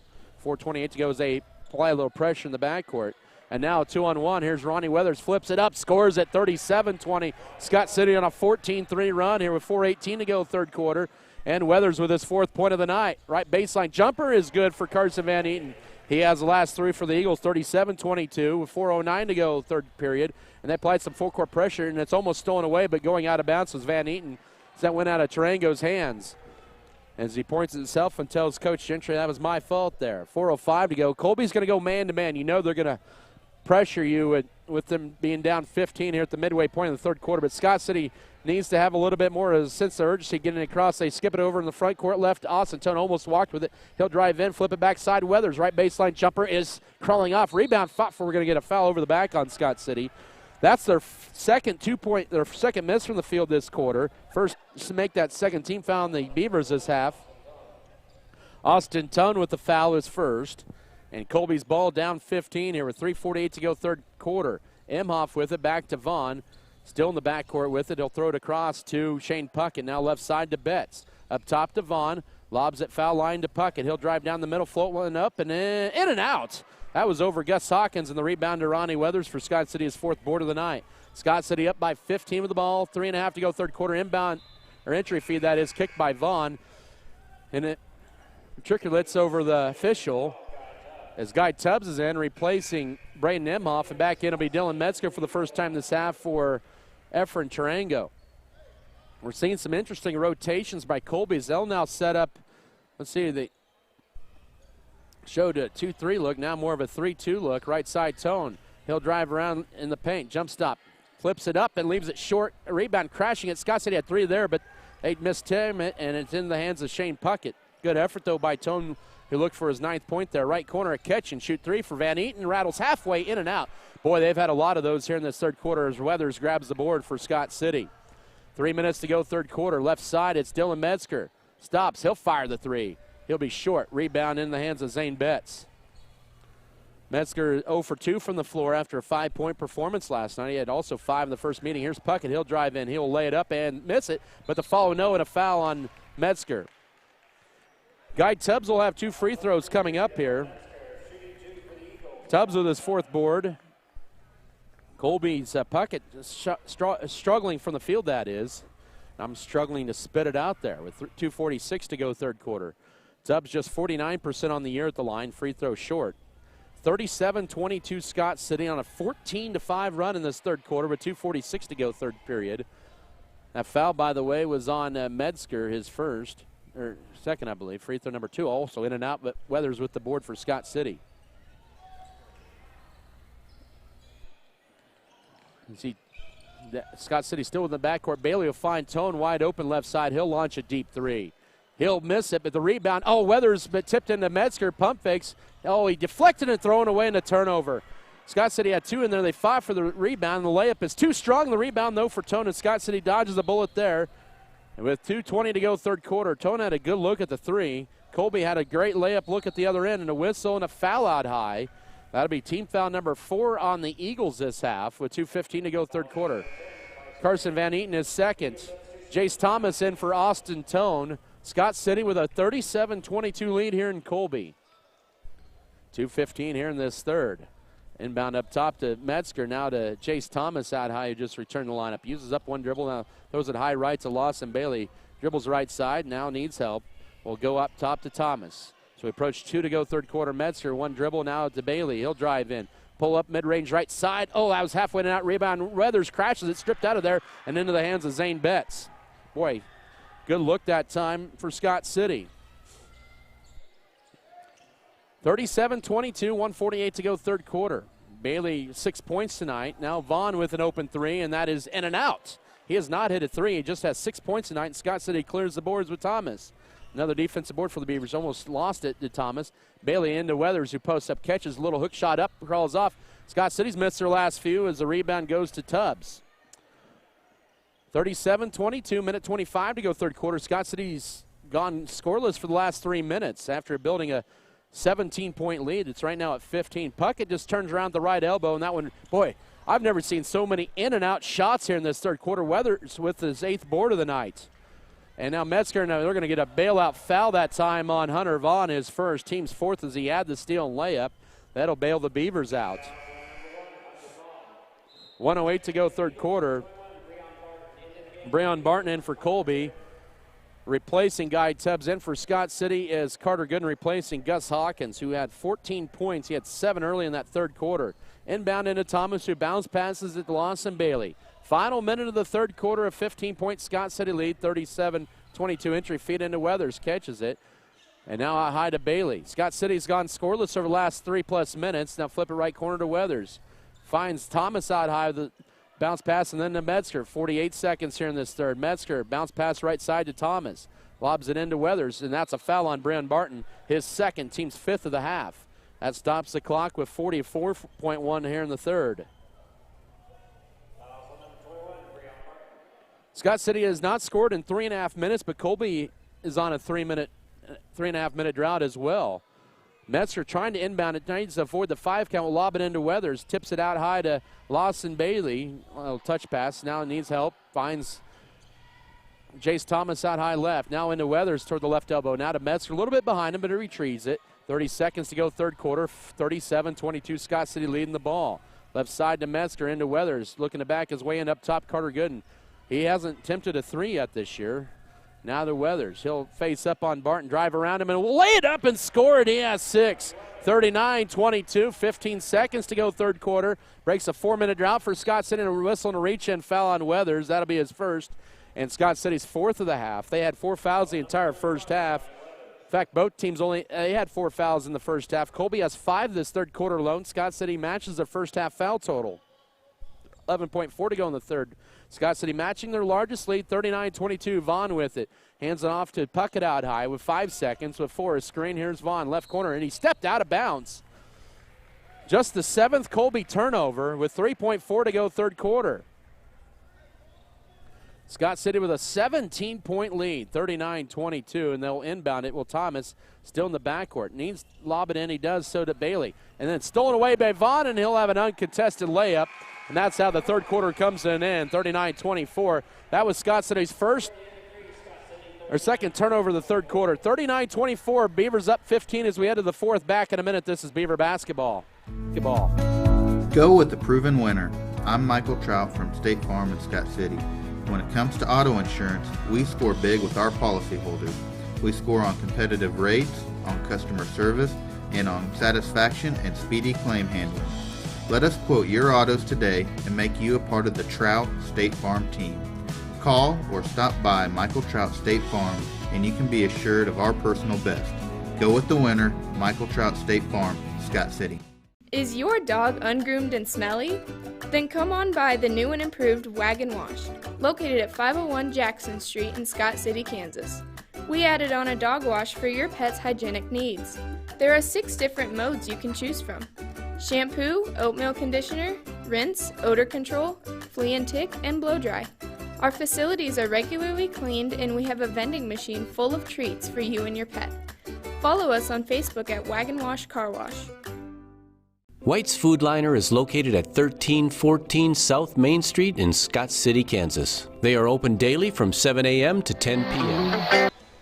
39-24, Scott City outscored Colby in that third 8 minutes, 16-7. It's Eagle ball to begin the fourth quarter. Hunter Vaughn leads Colby with 8. Carson Van Eaton with 7. Scott City led by Gus Hawkins with 16 tonight. First minutes, fourth quarter, and Austin Tone gets his hand in the passing lane with the steal. Colby, their 7th, make that their 8th turnover of the night, as Tone weaves in the front court to Efren Trango, holds it back to Tone. 7:35 to go. Bailey with it left wing. He's guarded out there. Now entry feed into Gus Hawkins. Catches a pump fake hook shot up. Den's on the back iron for his 18th point. 41-24. Here with 7:25 to go.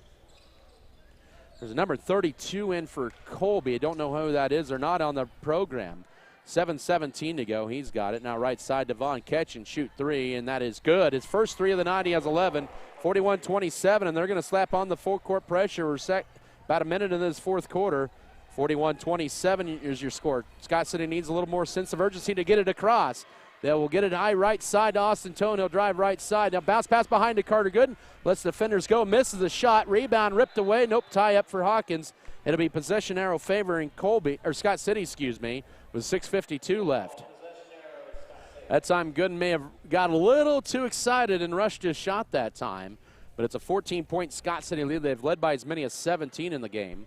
6:52 to go as they try to take some perspiration off the ball. Inbound in. Wide open is Tone right corner. Oh, turns down 3. He's going to be called for the walk as he went up in the air. He thought he threw it, but it's 11th Scott City turnover. And this is a time here where you don't want to get Colby momentum going here. You've had the lead most of the night. Just need to settle in and play some good defense here. 6:48 to go.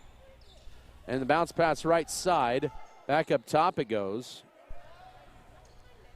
Devon now left side to Carson Van Eaton. Now to number 32, don't know who that is. Tubbs, right side, almost a carry that time for Van Eaton, and stolen away by Scott City. And then Carter Gooden, and he loses the bounce pass, and then it's stolen back. Teams trade turnovers, a little sloppy here. 6:20 to go, and then losing it is Van Eaton. Now flips underneath to Tubbs. Lets the defenders go by, and he's fouled. It will be a foul on the floor as Tone commits foul number 2 and team foul number 5. Little wild there with 6:18 to go. Tone's second foul.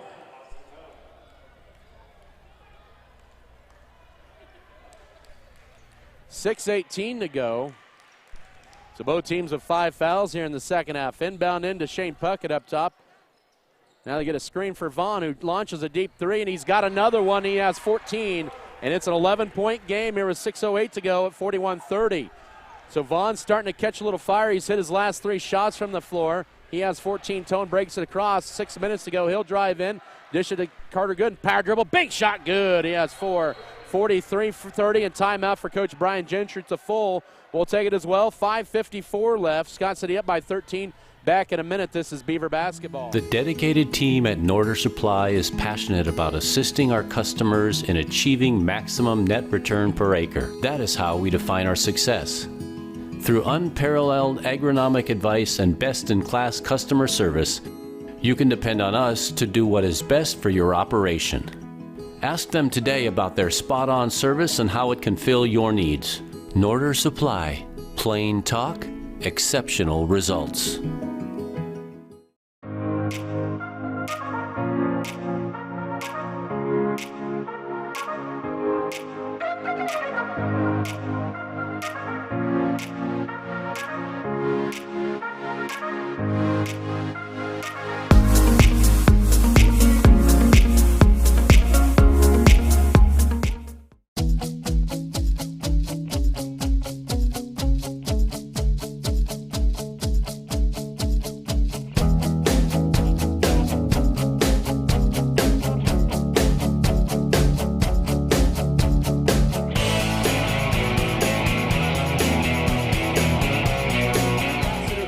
Point lead. It's Colby's ball.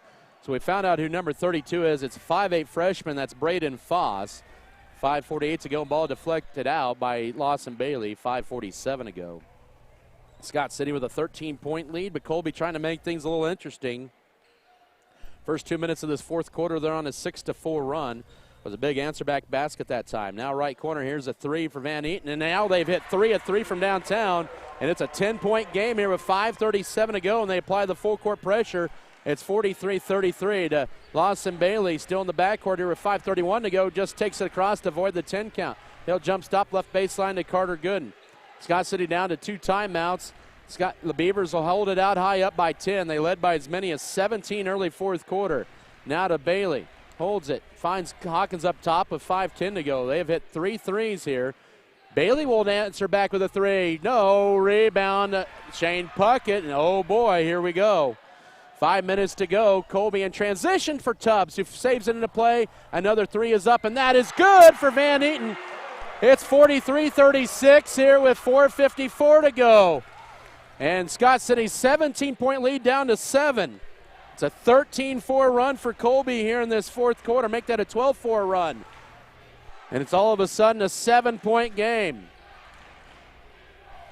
A 12-2 run here over the last 2.5 minutes of 4:35 to go up top to Lawson Bailey. Scott City doesn't need to take the air out of the ball yet, but they need to be patient, run their offense. Gooden with it. He finds Tone up top, turns down the 3, drives in strong, almost walked with it, now bounce past the Tarango, holds it. Throws it right side to Bailey with 4:19 to go, 43-36. And now throws it left side to Tone.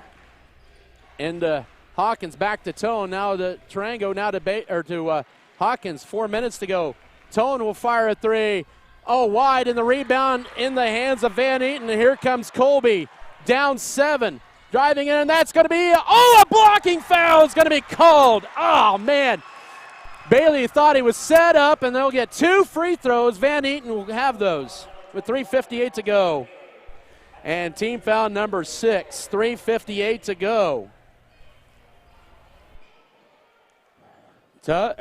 Van Eaton at the line tonight is 3 of 5 and now 4 of 6. He has 14, and it's 43-37 and 3:58 to go. Metzger and Ronnie Weathers and Lawson Bailey. Carter Gooden take a seat here. All of a sudden, Colby on a 13-2 run to pull to within 43-37. Long ways left in this game. Second free throw, it's a 5-point game. 43-38, timeout Colby. We'll take a full as well with 3:58 to go. It's Scott City 43, Colby 38. Back in a minute. This is Beaver basketball.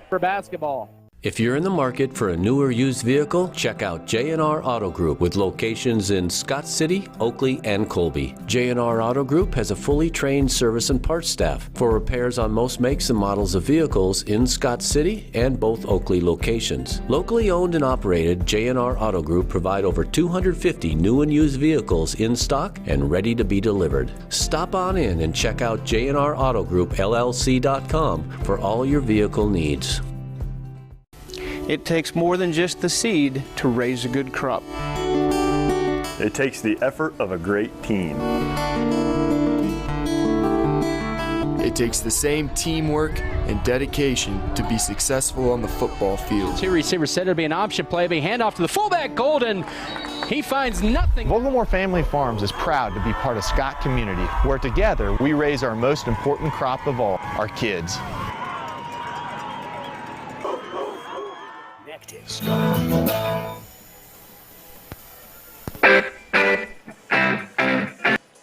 You knew Colby was going to get hot eventually. They have hit their last 5 shots from the field, including 2 free throws. That was right at the end of the third quarter, and they have pulled within 5 here with 3:58 to go. 43-38 inbound into Efren Tarango. Both teams with 2 timeouts left. Possession arrow favors Colby. Metzger lead pass to Tarango. 3:53 to go. Scott City needs to get it across. They just do with a couple seconds to spare. Now Weathers is trapped, needs help, finds it left side to Dylan Metzger. Metzger guarded by Vaughn, and reach-in foul from behind on Vaughn. That's his first, the team 6. Both teams with 6 fouls here in the second half with 3:42 to go. 43-38, a 17-point lead has been trimmed to 5. This is the closest Colby has been since really late second quarter. The Beavers trying to hold on here and survive, but they get it into Metzger, who has it out high with 3:40 to go. Hands it off to Efren Tarango. Up top to Austin Tone as that's energized the Colby student section. They'll go left side of the pass to Efren Tarango into Gus Hawkins. Catches it up top to Weathers. Now to Tarango with 3:25 to go back into Hawkins. Look back out high, just a little play catch with those two. Now up top to Tone, goes left to Tarango. Tarango drives left baseline, needs help. Bounces it into Hawkins. Holds it with 3:12 to go. Needs to go up top to avoid the 5 count, does so to Tone. Tone will drive right side, steps back. 3:05 to go now to Hawkins. Almost lost that. Now to Tone right side. Up top to Metzger. Scott City with a 43-38 lead here. Tone up top to Hawkins. Goes left side to Metzger. Oh, that's going to be a foul. That'll be a foul on Carson Van Eaton, his third. Team 7th, and 1-1 for Dylan Metzger, who has a front end of a 1-1 coming up. 2:51 to go. Scott City has not scored in 3 minutes. Colby has scored the last 8 of the ball game. Metzger to line. First trip there tonight. Scott City 6 of 7. Make it 7 of 8. 44-38 here with 2:51 to go. Metzger with his first point of the night. 2:51 left. All of a sudden, tense moments here in Colby. Free throw for Metzger, perfect as well. He's 12 of 13 on the year at the line, 45-38. 2:48 to go. Vaughn will take it across. He has 14 to lead Colby. Almost too high a pass to Puckett. Back to Vaughn out high. And now goes to Guy Tubbs. Tubbs will hold it. Spotting up, there's a couple. There's Foss. He'll drive in the paint. Almost stripped. Oh, they're going to get a foul on Efren Tarango. That's his third and the team 7th. With 2:35 to go, Tarango looked like he might have had the steal, but the official says he got a little arm. And Foss, who's at the line for a front end of a 1-1. With 2:35 left, Lawson Bailey will check in here. He'll replace Efren Tarango. So 1-1 for Foss. He is 4 of 10 on the year at the line. Colby tonight is 5 of 9 Front end of the 1-and-1 is too strong, and the rebound to Austin Tone. They finally miss one from the floor. Tone will bring it across to Metzger with 2:30 to go. Oh, he traveled with it. Got a little too excited that time in the turnover. Scott City's 13th of the night.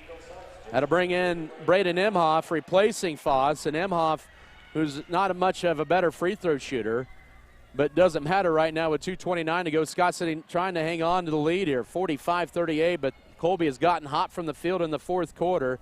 4 of 4 in this fourth quarter. They have actually hit their last 5 shots, and they're 2 of 3 in the fourth quarter, almost a steal. Now Vaughn steps, pump fakes, lets Tone go by him, and a 3 is good. 45-41 here with 2:11 to go, and this Scott City 17-point lead is down to 4. Colby is 5 of 5, all from downtown in this fourth quarter with 2:03 to go. Bailey with it. They needed to get it across, and he passes it to Dust Hawkins, who just reels it in. They'll throw it out high to Bailey with 1:50 to go.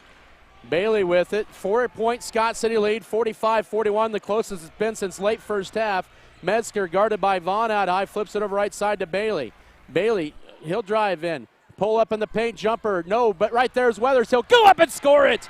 Weathers with 8, 47-41 with 1:34 to go. A big basket that time for Scott City. Weathers with his 9th board, and it goes to Tubbs. Ball deflected. Now Vaughn, he'll fire a deep 3 guarded. That one is short, rebound to Scott City's Metzger. Big miss that time. They finally missed one from the floor. Metzger in no man's land, and Brian Gentry will bail him out with a full timeout.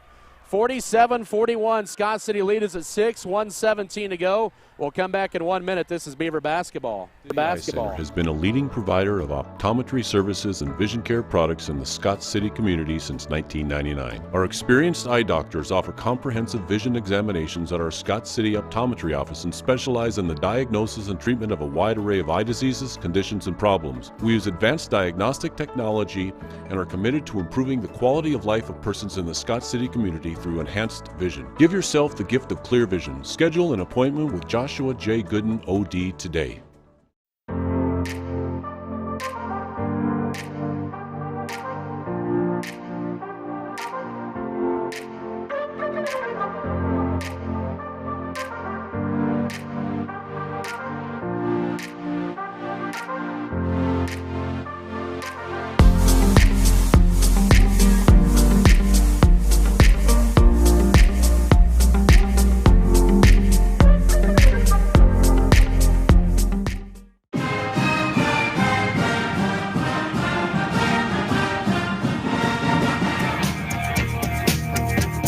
Scott City down to 1 timeout. Colby has 2. Possession arrow favors Colby. 1:17 to go.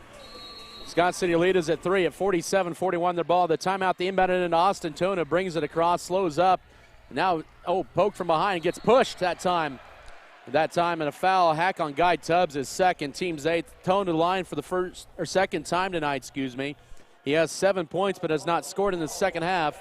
6 seconds tick off the clock. We're down to 1:11 to go. Just need to hit this first one to make it a 3-score game. Free throw for Tone. Good, yes, that's a big one. 48-41. 1:11 to go. Braden Foss in for Braden Emhoff. So Braden for Colby. 48-41, 1:11 to go. Scott City trying to snap a 6-game losing streak here to the Eagles.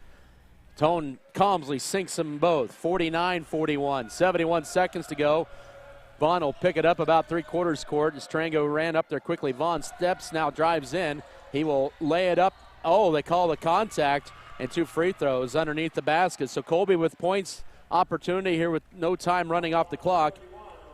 Ronnie Weathers with the foul, his second. Scott City's 8th foul. Both teams with 8 fouls in the half. Vaughn is a very good free throw shooter at 78% on the year. His first trip there tonight. He has 17 points. And make it 18. He's right near his season average, 49-42 with 1:06 to go. That's one of those where just kind of stay your ground there. Coach Parker McKee's going to send in some defense for offense. As Vaughn now has 19. He has 15 in the second half, and it's 49-43. Back to a 2-score game with 66 seconds, and Colby will apply some full-court pressure man-to-man. Scott City only has 1 timeout left. Inbound into Lawson Bailey. Now finds Austin Tone. 1 minute to go. Tone in the front court and a reach-in foul on Van Eaton, his 4th. Will send Tone back to the line. Team foul number 9 on Colby. Tone back to the line. here with 61 seconds remaining. So McKee is putting in Foss more offense for Imhoff for defense. They both average right around 3 points a game. Tone with his final 1-and-1 of the opportunity of the night for Scott City with 1:01 to go. Free throw. Good. That's big. He'll get the bonus. 50-43. Pushes it back up to a 3-score game. 1:01 to go. He has double figures now with 10. So he steps up to the line. Fires the second. Good as well. He has 11. 8-point Scott City lead. Final minute here. Vaughn will race it across. You can be all right with just giving up a 2, but he loses the handle of it, and Scott City with a steal, and that one's poked away. Here's Colby with an uncontested layup, and it's good. And it's Van Eaton making the shot, and a timeout for Colby here with 47 seconds, but that burned a lot of time off, 51-45. Their second to last timeout here with 47.1. We'll take a 30-second break. This is Scott City basketball. City basketball.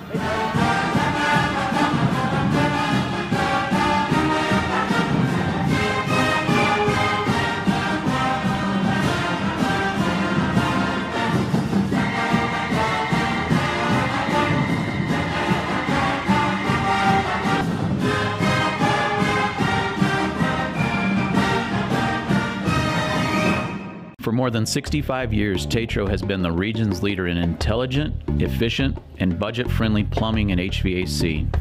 Through pre-construction, intelligent construction services, commercial and industrial service, residential plumbing and HVAC service, the company's values of RED, of respect, excellence, and determination can be seen through everything we do. Tetro commits to provide reliable services through team enrichment, training, and technology to be the contractor of choice. Circle C. As Scott City had the steal after Vaughn lost the handle trying to go up, and then Colby stole it back, and Carson Van Eaton here on senior night, the lone senior, he has 17 points. It's really been Vaughn and Van Eaton, the two scorers tonight. Both teams down to one timeout left. By the way, the possession arrow favors Colby. Scott City looking to inbound it here. Weathers will get it in Austin Tone. He is trapped immediately and is bumped that time. Carson Van Eaton, or correction, that's on Guy Tubbs. That's his third, and double bonus time for Scott City here with 46.3 to go. Just 0.8 of a second come off the clock. So Tubbs with his third foul with 46.3. And right now, Colby did not have, or they do have Van Eaton out there. He has 4 fouls. Tone back to the line. First to 2 is, rims in there. 52-45, 46.3 to go. Foss checks in, replacing Imhoff. So Scott City pushes it back up to a 3-score game with 46.3 to go. And Tone sinks another one, 53-45. Beavers back up by 8. 45 seconds to go as Vaughn brings across, lobs it in the foul line to Tubbs. Goes right side to Shane Puckett. He'll fire a deep 3. It's good again. 53-48, and Colby burns their final timeout here with 35.1 to go. Colby is 6 of 7 on threes in the fourth quarter. We'll come back in 30 seconds. This is Beaver basketball. Farms is family owned and operated. They offer a complete line of top quality farming services. Circle C Farms is now offering grid sampling and precision fertilizer applications. They have the right equipment for your job, and as always, they bring you tomorrow's technology to today's farming. So stop on by and visit with Steve and Ted about your needs, or just give them a call at 620-872-3299. Circle C Farms is a proud sponsor of the Beaver Broadcasting Network.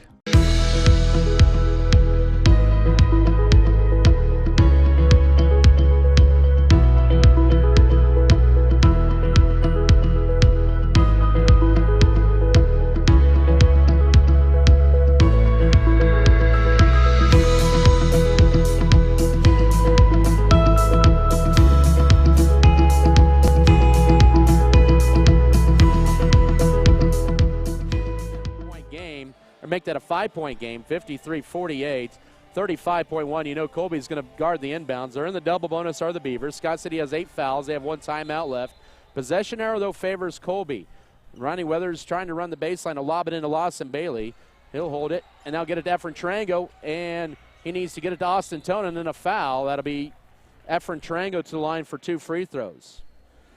53% free throw shooter. Team foul number 11 on Colby, and Hunter Vaughn fouls for the third time. That took off about 6 seconds. 29.8 to go. So Tarango, 2 points, that coming in the first quarter. Let's see if he can knock home some free throws here. If he makes them both, it'll be a 3-score game. Free throw number 1, though, is good. Makes it 54-48. 29.8 to go. Tarango hits them both. That's big. 55-48. Now a 3-score game. Don't foul if you're Scott City. You just want to pressure. Here's Vaughn driving down the middle. Oh, a flip it up. It goes in and out, and a foul. He'll get 2 free throws with 24.4 to go with no time running off the clock. The foul on Gus Hawkins, his second. That was just a veteran play that time by Vaughn as he burns just 5 seconds off the clock. Vaughn with 19 points tonight. He now has the game high, and he has 20. He's 3 of 3 at the line in this fourth quarter, 55-49. 24.4 as Dylan Metzger checks in for Efren Tarango, and Braden Emhoff checks in, replacing Braden Foss. 55-49, 24.4 to go. Vaughn, 20 points tonight, make it 21, and it's 55-50. As Metzger to inbound it, does so to Tone here with 23 seconds to go, and he's fouled by Shane Puckett, his third, and Tone will go back to line. That is team foul number 12 on Colby. So just 2 seconds come off the clock. Tone back to line for 2 free throws. He has 13 points tonight. First to 2, good. 56-50, 22 seconds to go. Second free throw, short, but rebound Hawkins. He will go up and miss it. He'll get 2 free throws. Oh, Tone was 7 of 7 before that free throw in the fourth quarter. He's now 7 of 8, and Carson Van Eaton will be disqualified from the game. So he fouls out with 20.5 seconds to go. Good effort for the senior on senior night. He had 10 points in the fourth quarter, drained a couple of threes, finishes with 17. As in will be Braden Emhoff. And a big rebound by the big Gus Hawkins, who has 18 tonight. Free throw number 1 is good. Makes it 57-50 with 20.5 seconds to go. So one of their 3 three-point shooters here in this fourth quarter is out of the game. That's big. Second free throw for Hawkins. He now has a cool 20. 58-50. Back to a pretty good 3-score game with 15 seconds to go. Don't need to foul. Just let him shoot the 3, and Vaughn hits another one. That'll run some time off. 58-53 with 10 seconds to go. Inbound, and Bailey is fouled. He'll get 2 free throws. Braden Foss. That stops the clock with 8.7. So Lawson Bailey, who has his first trip to the line tonight.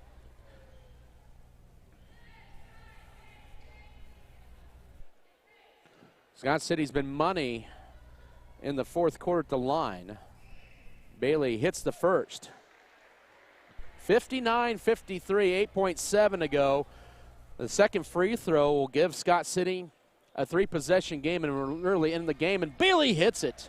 60-53, and a foul with 7.3 to go, and I don't know if you wanted that of your Scott City. Bailey's second, the team's 10th, but Vaughn, who's 4 of 4 at the line, he has 16 points in the fourth quarter, 24 for the game. The 5'11 junior with 2 free throws coming up.